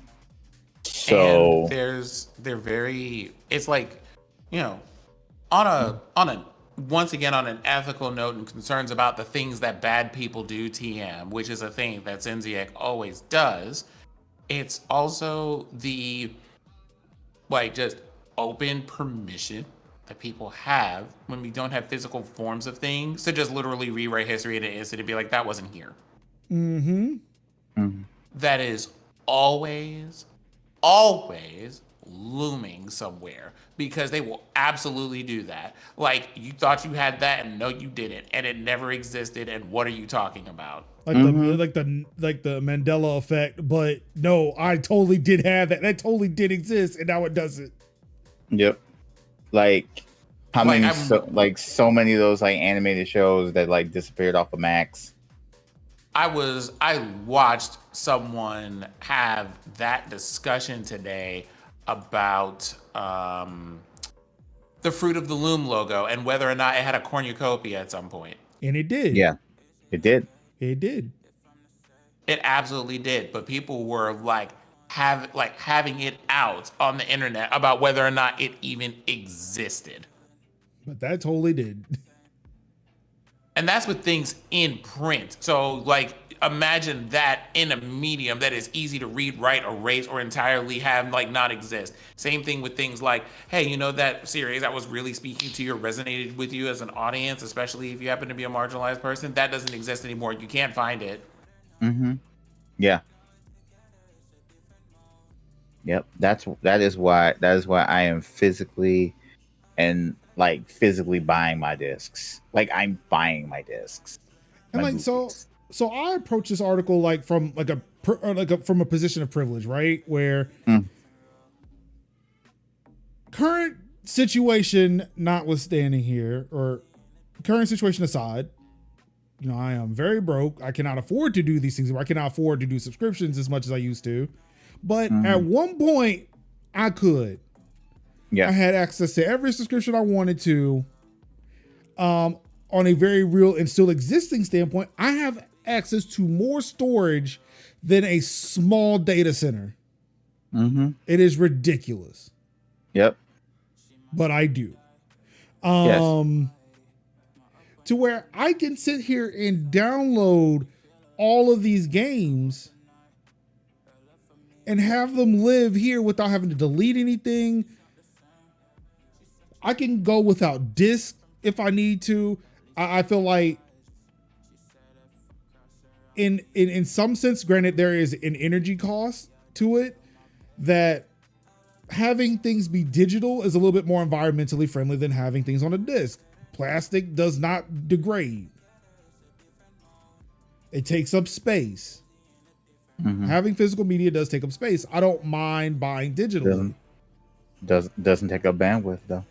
Yeah, I mean, again, speaking from a person of privilege, I have gigabit. That is not an issue for me. I also have space, and yet physical discs. I know what you say again. Not everybody. I mean, no, but what I'm saying like, is like the point. If you're making your point, if you're making your point, make your point, but not at the cost of other people's points. Just say it's you, Major. That's what I'm saying. I'm in a place. That's what I'm saying. I'm in a place of privilege where this is a thing that I can do. However, other people can't. Yes. So to sit there and say that, hey, for you to not want to own your things, like the Felipe Tremblay, Ubisoft director of subscription, his argument is people should stop owning games, which means physical. And that's my argument of, I'm in a position of privilege, but even then, at that point where I can do the thing he wants me to do, I still think that's dumb as shit. Yes. Like, well, I'm with you where, yes, people should be able to buy their games. I'm saying, like, I'm in a position where I don't have to. Mm-hmm. But there are people who can't do what I do. They need to buy these games because they can't afford the subscriptions. They can't afford. They don't have the bandwidth to constantly download, delete, and then re-download games. Well, from what you're saying here, right? It sounds like the ultimate place that you're getting to is, even as someone with a privilege, to just go and do that because I have an infinite amount of space or bandwidth to store it, and that's not an issue. This is still a bad idea. Yeah, that's what I was getting. So that's what, like, I'm sorry I was dragging it out. That wasn't my intention. That's fine. It's one of those things, like, it's a very real thing of being like, hey, I'm trying to process this idea. So, like, here's me processing the idea. And that's the thing is, I processed it in this article, but totally forgot it. But like that's also a thing, and that's something where I'm just like, I see Major's point on this, like by and large, because I'm like right at the tipping point of being like, I understand the importance of physical media. Obviously, there is Sailor Moon over here, like just behind me, seasons 1 and 2. Thank you very much. However, I don't like the idea of companies, corporations, people who work for them, and people specifically who profit from people not having physical access to media, then going, people should just not own things. Yeah. Because it goes from paying one time for the thing you have to paying them every month for something you do not have the right to access if you don't pay them. To basically have access like, to you remember something. those $5,000 worth of games? Yeah. I don't have access to those anymore. They're gone. That includes that includes because these licensing agreements usually include that point. Even if you paid for them, so sorry, still can't access them. And this has been if I bought them, I would still have access to it. If I bought Starfield, I'd have had access to it. But yeah, I played that solely on Game Pass. I mean, that's fair, but every single one of us knows what we're talking about when this is like, I paid money for this, but I can't access it because server's down or whatever, right? Yeah. Like, like there are things, or people being like, oh, well, you shared your password with one too many people and we didn't like that, so we're cutting off your access for a week. No, you're not. Not when I pay X amount of dollars, and they're just like, so sorry about that, but nope. Yeah.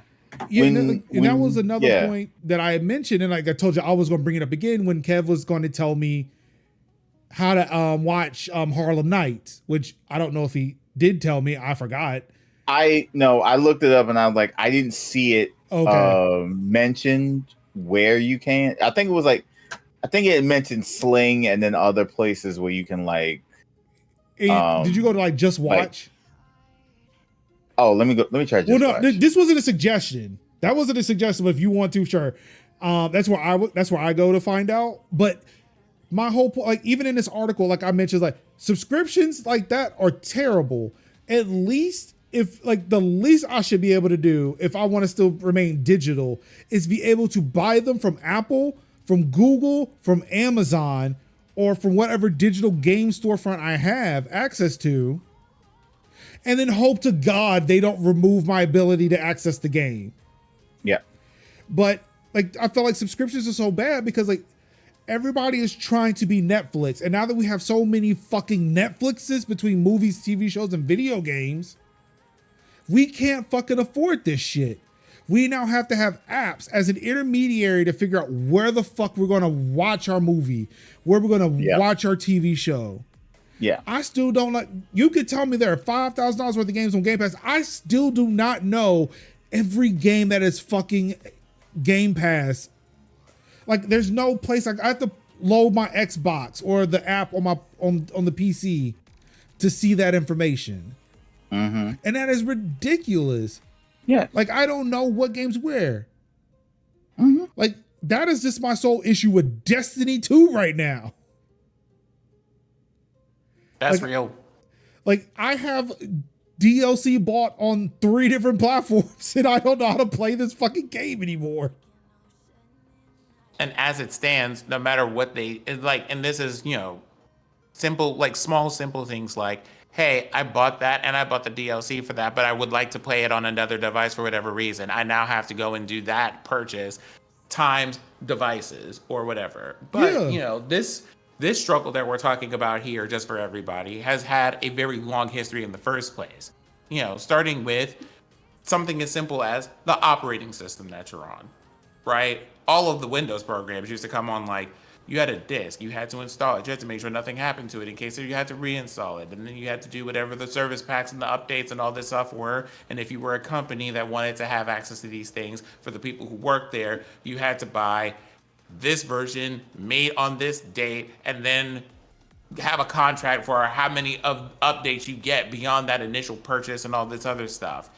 And then there was that whole push for like 10 years and some change to get everything from things that take up physical space to things you could do in the cloud. Oh, good God, that if I never hear that term again. But things in the cloud for however many years, and now we're here.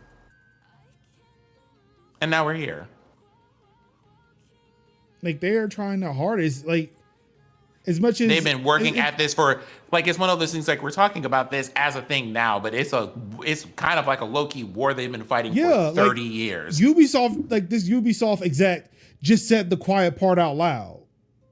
Yep. Like, I'm out here to, I am championing Game Pass, but it's not like Game Pass, it's not like Microsoft also does not want you to not have a physical device. They would rather you play their shit in the cloud.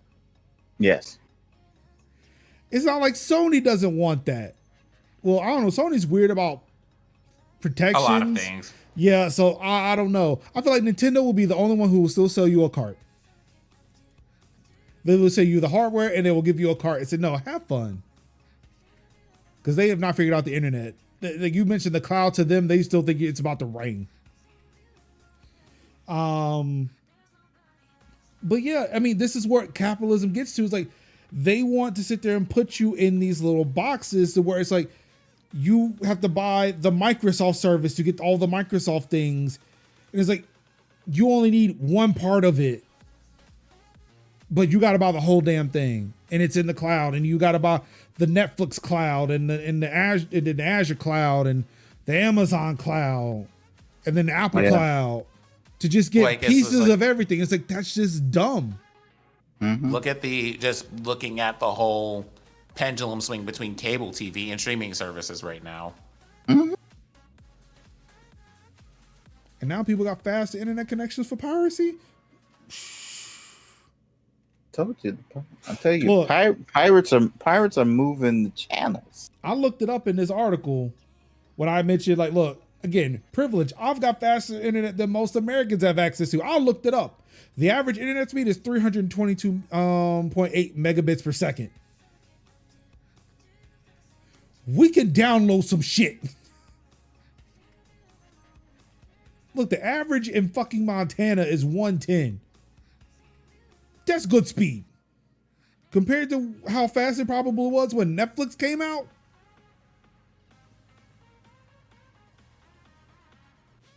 Montana at least gets 110 megabits per second. What? No. Shut up. Get out of here.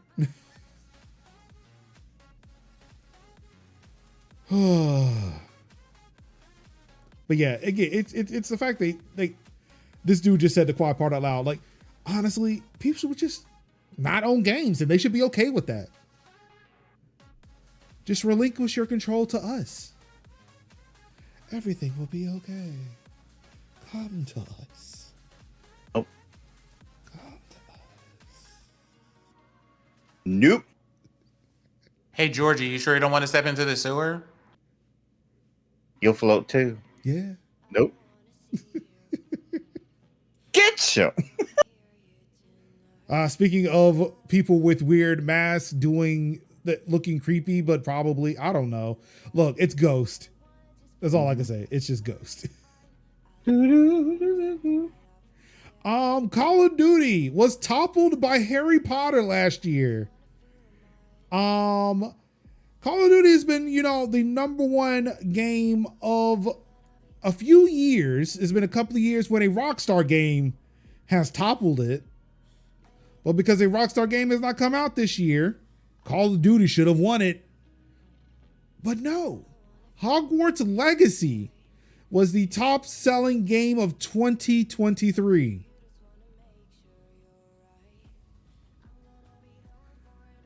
Just let that sink in, gamers.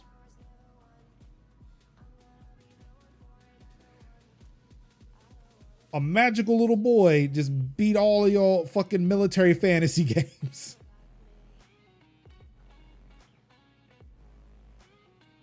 How does that make y'all feel? I, for one, am quite. I mean, although I hate the optics on that for like the reasons being the reasons.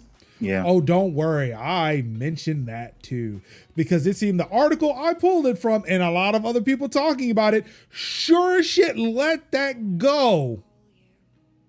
After people initially reported on it several years ago, or maybe a couple of years ago, or a year or so ago.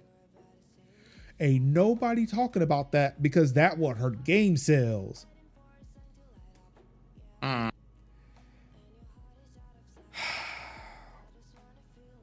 When people with all the money control the media, it's amazing what gets wiped away. Warner Brothers got that money. We don't have to talk about her. We do not have to talk about her. We don't. She ain't had nothing to do with this game at all. Not a thing. But you know she got paid though. Mm-hmm. And that's who is she? We don't know her. Yep. But she got paid though.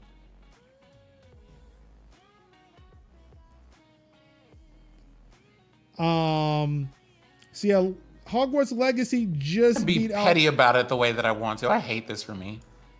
It's weird because it's like, I don't know, military murder sim lost out to video game that's based in a world of a trans bigot. I'm sorry, of a turf. Let me use that term because I feel like trans bigot is another thing. No, I mean, because that, okay, so it's the difference between talking about J.K. Rowling and Caitlyn Jenner. Wow! Oh my God. I was like, that can't be a thing. A trans, fuck, I forgot about Caitlyn Jenner. Fuck. Oh, sorry to remind you. That is two sides of the same fucking coin. Wow. Wow. There actually is a fucking trans bigot.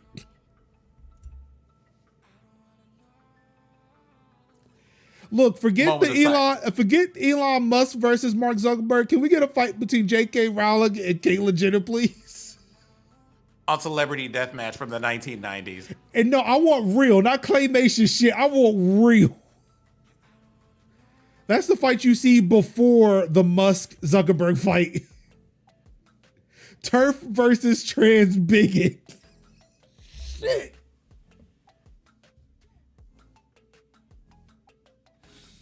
My word. How was my mind blown twice in less than 24 hours? First found out Nikki Haley is of Indian descent, and now there's a trans bigot. I need to recover. Can we get an F in chat from Major? It's a difficult time to be going through in these streets.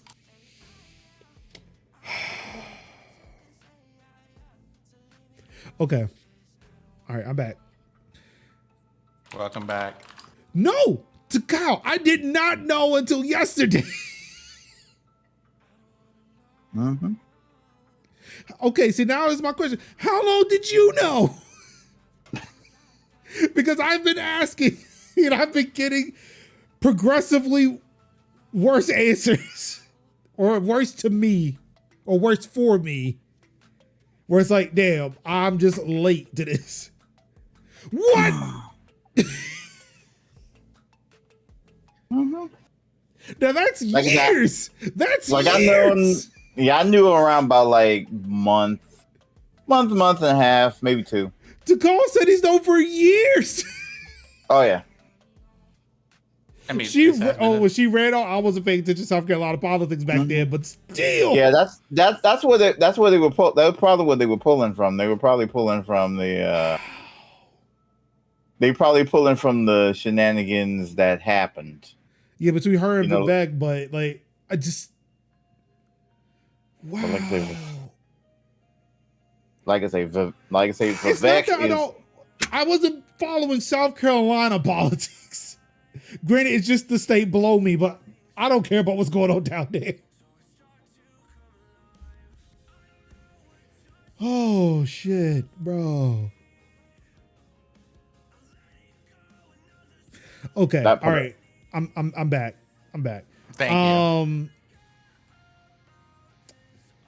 So yeah, as much as like again, like now the conversation is when it comes to media, and it's amazing how much money plays a factor in things you don't hear in the media, especially when it comes to propaganda. It's wild that nobody mentions the J.K. Rowling part of Harry Potter when it comes to talking about this game. Like, I'm pretty sure like nobody even mentions Harry Potter when they talk about Hogwarts Legacy. It's like, nope, it's just Hogwarts. Harry's nowhere near it. None of her characters are in it. Hogwarts is its own thing. A place can't be turf. It can't. So there's no need to bring her up again. Wait, the Tekken demo is 27 gigs? Okay, this must be my privilege speaking again. It did not take me that long to download it, but I was amazed it was done in 4 minutes. Oh, Kev doesn't roll his eyes like he did last time? What were you rolling your eyes to me for during that other stream? I can't remember what it was. What now? You were rolling your eye like when we were doing the dev stream. Mm-hmm. I had said something and you rolled your eyes so fucking hard at me. I forgot what it was. Like, dog, it won't even like. Like I was about to be on your side, and you were like, "Oh my god, this nigga, his speed." Yeah. Oh, I think it was like because it was like, "Oh yeah, you're going to speed again," and I'm like, "All right." You won't even like that. Yep. But yeah. So Hogwarts Legacy coming in number 1. Call of Duty Modern Warfare 3 came in at number 2, which I feel might have been the case because Modern Warfare 3 was garbage. Or at least its single player was garbage, and I think it kind of hurt them. Madden at number 3, Spider-Man 2 at number 4, and Tears of the Kingdom at number 5. Starfield at number 11. Super Mario Brothers Wonder at 12. I mean, granted, that's a Switch-only title. Elden Ring, a game from 2022. At number 18.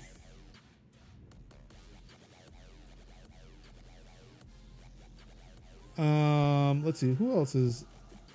Oh, wait, I'm sorry. Let me also call out Call of Duty Modern Warfare 2 from 2022 at number 7. So many people hated Modern Warfare 3, they went out and bought Modern Warfare 2.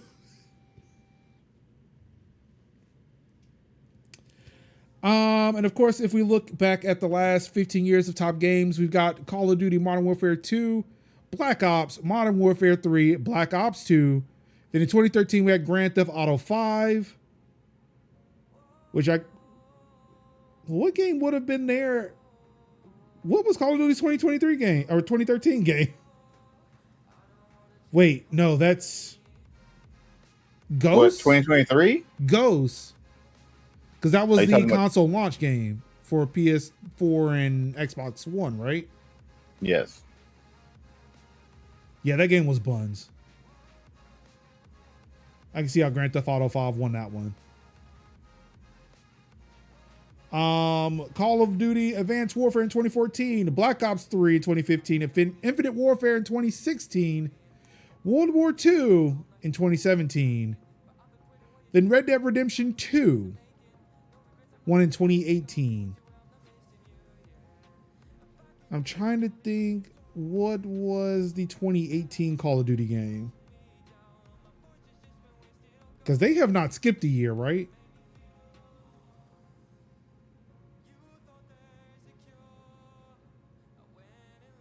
Call of Duty. We're keeping on. They only skipped 1 year. So was that 2018 then?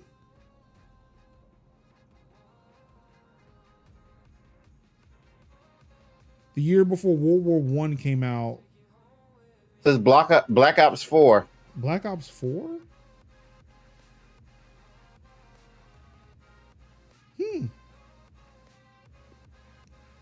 Yep, it was Was it multiplayer only? Did it actually have a story? Black Ops 4, I think it was multiplayer only, and it had those Spec Ops missions. Yeah. So 2019, Call of Duty Modern Warfare, 2020, Black Ops Cold War, 2021, Vanguard, 2022, Modern Warfare 2, and of course, last year, 2023, Hogwarts Legacy. Modern Warfare 3 did ended on top in November and December, and it is still technically the highest selling franchise of all time. I mean, but that's not hard to do. Well, I mean, when you have Madden and, Madden, I guess NBA 2K, it's not that hard. I mean, I feel like they may have some competition, but maybe there are more Call of Duty bros out there than football fans and basketball fans. But you wouldn't know that from all the complaints you get about the VC or the Madden Ultimate Team shit that you keep hearing about every year. So besides the toughness of Hogwarts Legacy and its Hogwarts and its legacy, what do you think that what do you think this means that Hogwarts Legacy actually was the top selling game of 2023 over top of Call of Duty? Like, what do you think that says kind of as an industry as to, like, to where we may be headed? Or do you think that it's an anomaly because Modern Warfare 3 was just busted, not as many people bought it, and Call of Duty will be back on top next year if there is a 2024 Call of Duty?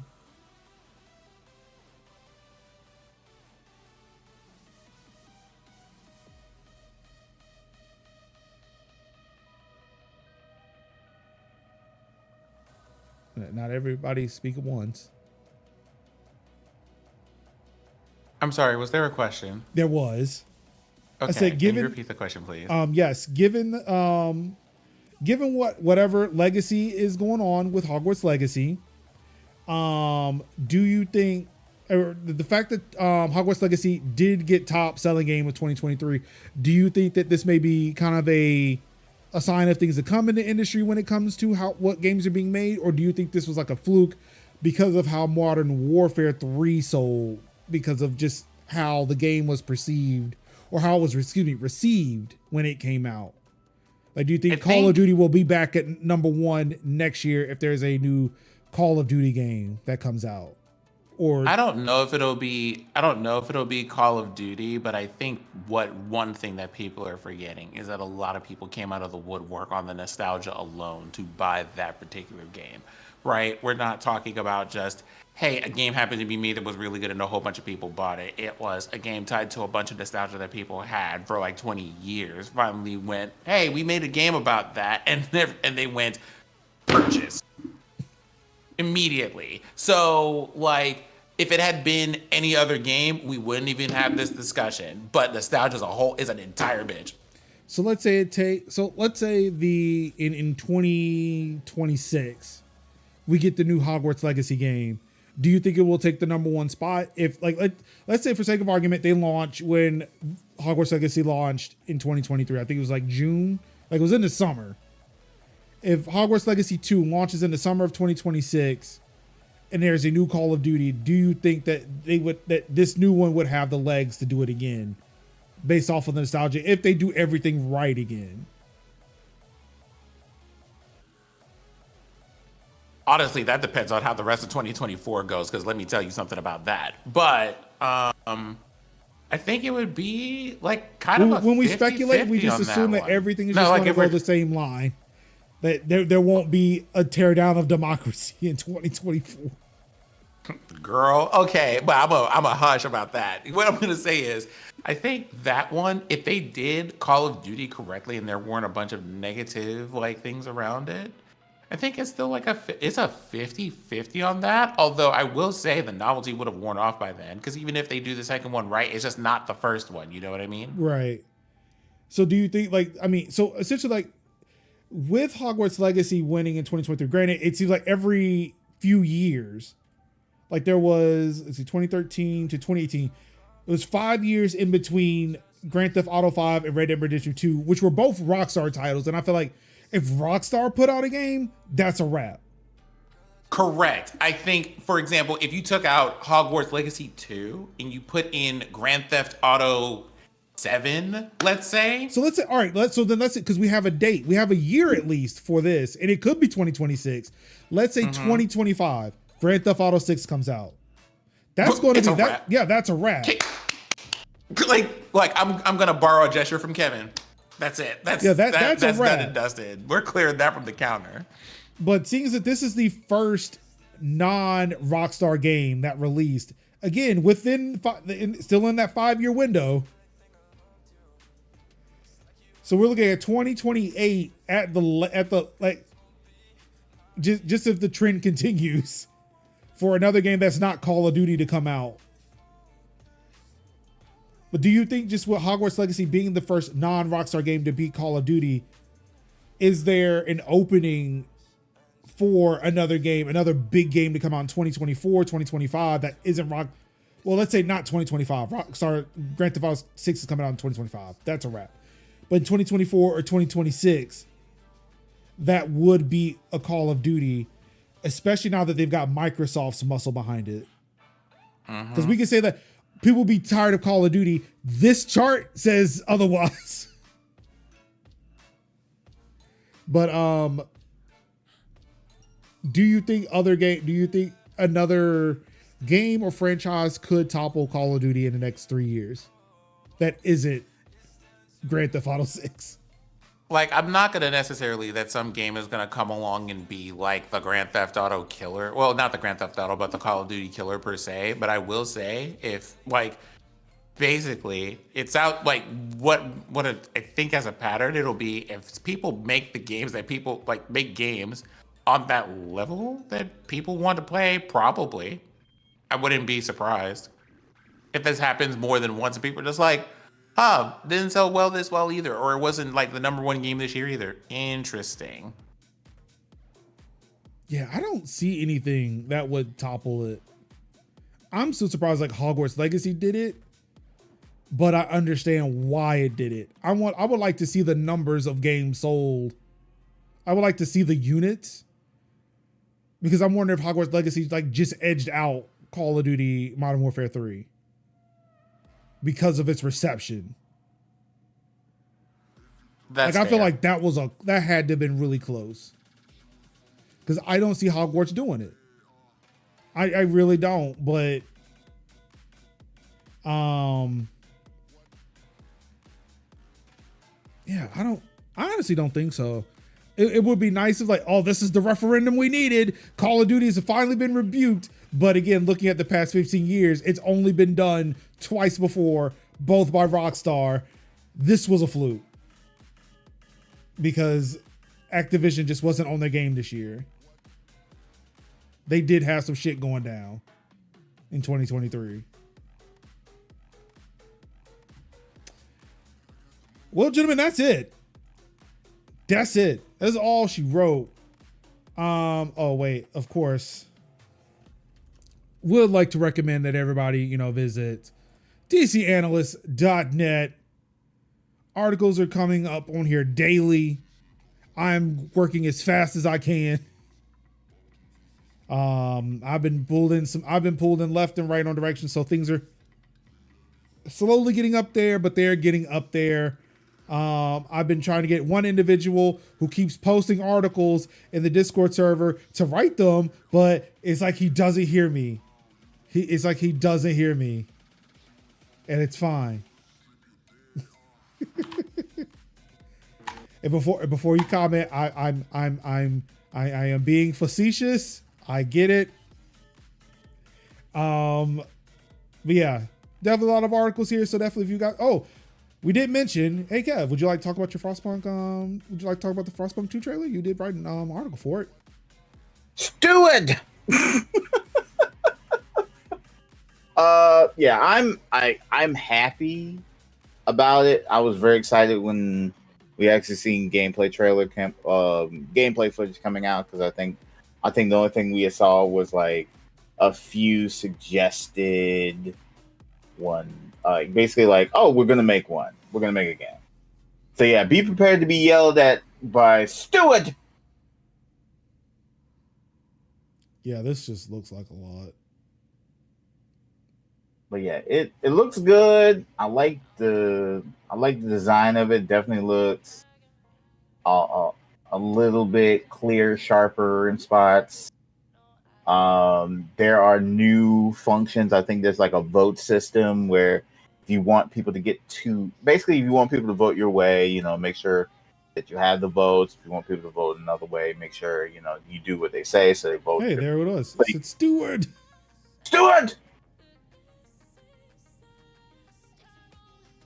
Yeah, it's a good game, and I was very excited about it. And it's gonna be coming out day one on Game Pass, so that's also a good thing. And I was like, yeah, I'm about to write an article about this. I was in the newsroom, and I'm like, y'all, I'm gonna write an article about this, bet. And I'm like, thank you, finally somebody's writing an article. And then you can see like the voting system. I'm a little behind, but yeah, you can see the voting system. And this is coming out when again? I don't see a date. There's no definitive date. Okay. Oh, it says launch on PC in the first half of 2024. Yeah, so probably good chance to probably be like about possibly April or May. Okay. So, because when I tell you I am looking forward to this. Because again, first game, hard, like soul crushingly hard. Like crush your spirit hard, but it's a fun time. And it's like you're gonna mess up because you're gonna be like, oh, I'm gonna build out and this, that, and then you're like, oh my god, the engine went out of steam, and I'm like, oh god, everybody's freezing. Like A&T. Yeah, and then I was executed. So it's like, oof. Yeah, again, punishing game. Speaking of A&T, tell me why 2 people came to try to attack me about A&T today. I was like, Anka tried to start some shit in the chat, and then my wife, unprovoked, decided to shoot shots too. I was like, you know what? Look, we have problems, okay? I ain't got nothing to do with that. That ain't me. I don't run the school. I just went there. Yeah. Keep in mind too, hey, Anka has some stories that she put up her second half of the Christmas in Disarray. We've been having some conversations about her experiences with Microsoft's tech support or customer support, and told her, hey, it was because of Microsoft's customer support that I actually learned how to use Linux, and I've become the person I am today. But yeah, whole bunch of stuff here. Definitely check it out. Also, I'd like to remind people, hey, if you are listening to us on Apple Podcasts, Google Podcasts, wherever Spotify, wherever you can rate the show, please, hey, give it 5 stars. Or, how many stars you think is preferable. But I would like 5. I preferably think it's 5. And let us know what you think about the show over on ttt@majorshouse.com, or you can find us on Mastodon. I am at Major Linux at toot.majorshouse.com. And they also have their Mastodon socials, and I think I have those in the show notes. It's just Kevy Kev goes by Kevy Kev or It's Your Boy Kev. I don't know which one, but he's also at toot.majorshouse.com. And Sinziak, I believe, is at Sinziak at blacktwitter.io. Yeah, I make Kevy Kev show. So. Okay. But yeah, it's in the show notes. Yes. I made sure I switch them all over because, we don't do Twitter here. I mean, They may still do it, but not on shit that I'm producing. But yeah, that's pretty much it. Definitely go check us out. If you are watching this on an archive, definitely check us out on Twitch, 8:00 p.m. Eastern time on Thursday evenings. Because it's Tech Talk Thursdays. It's kind of the whole thing. But yeah, anything else you guys want to shout out before we head on out this evening? Anka, who I think is streaming right now, actually. Yeah. So we'll go and toss the love over to her. Oh, yeah, she said she was doing her, I think it was like Black Unity community game night stream, which is why she could not join us to talk about AI, because apparently on Instagram she had thoughts. Yeah. Nothing major. Just my stream anniversary is coming up. It's 27th, but it's not. But I'm not going to be celebrating on the 27th because that's Royal Rumble, and I want to go ahead and do Royal Rumble stuff. But I will definitely either do the Wednesday before or the Wednesday after, and then that'll be the de facto stream anniversary celebration. I don't know what we're gonna be doing. Probably either gonna be watching watching shows and YouTube videos, or just playing games. I don't know, or just play like one long game. I don't know. We'll see. We'll see how that goes. But gonna be typically longer than the usual 2-hour shenanigans, and yeah, basically just sit back and talk with the people, and I often thought about like looking at some of the older clips that I have and then see like where I progressed from where I am now to where I was back then, and see where we go. Nothing major. I do want to point out, granted, it may not be feasible for a lot of people. Something I also remembered.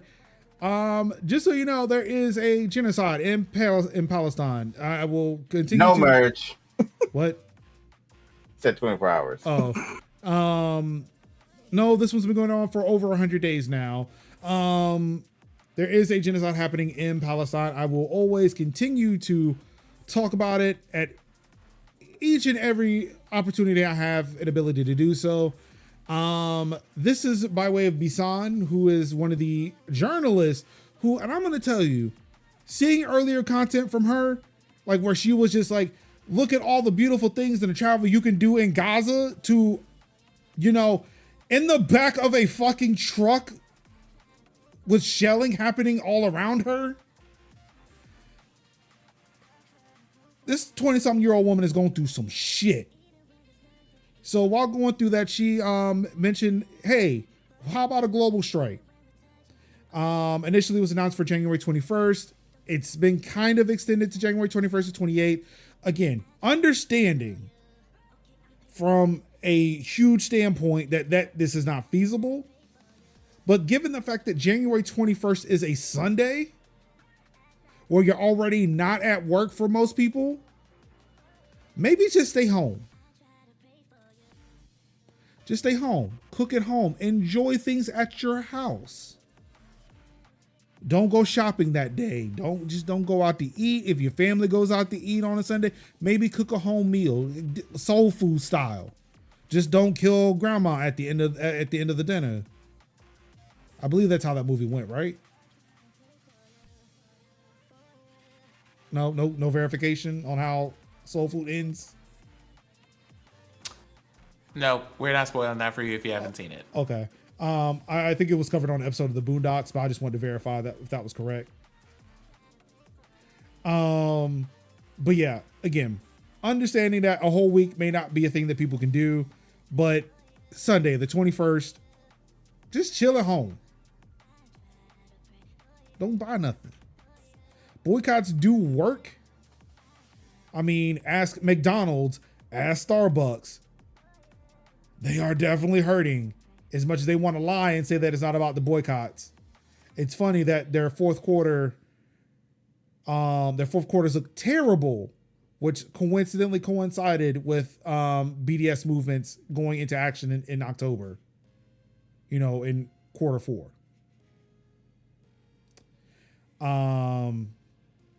So yeah, just a general ask. I'm not going to sit there and police it. I don't care. But all I know is that, yeah, Sunday, I'm going to be chilling. And you know what? If all I have in my house is grilled turkey meat for a sandwich, then that's what I'm eating. This is what I'm eating. I'm not going to go out and get food.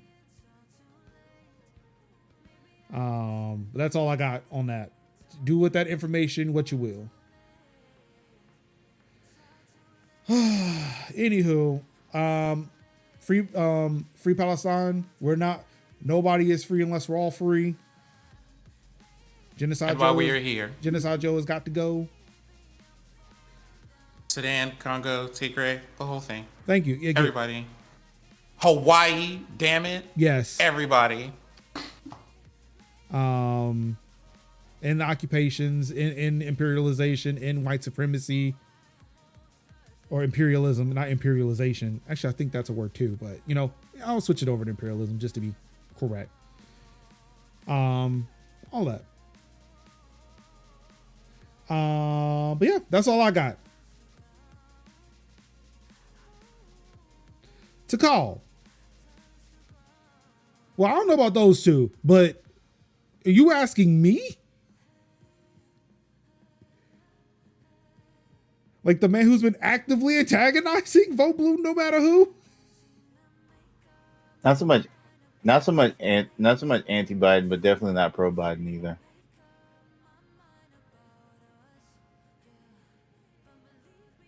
Was like, Okay. nah, you be like, nah, sir, no. Sit your ass down. I'm not voting for anybody in the new Republican that's Party.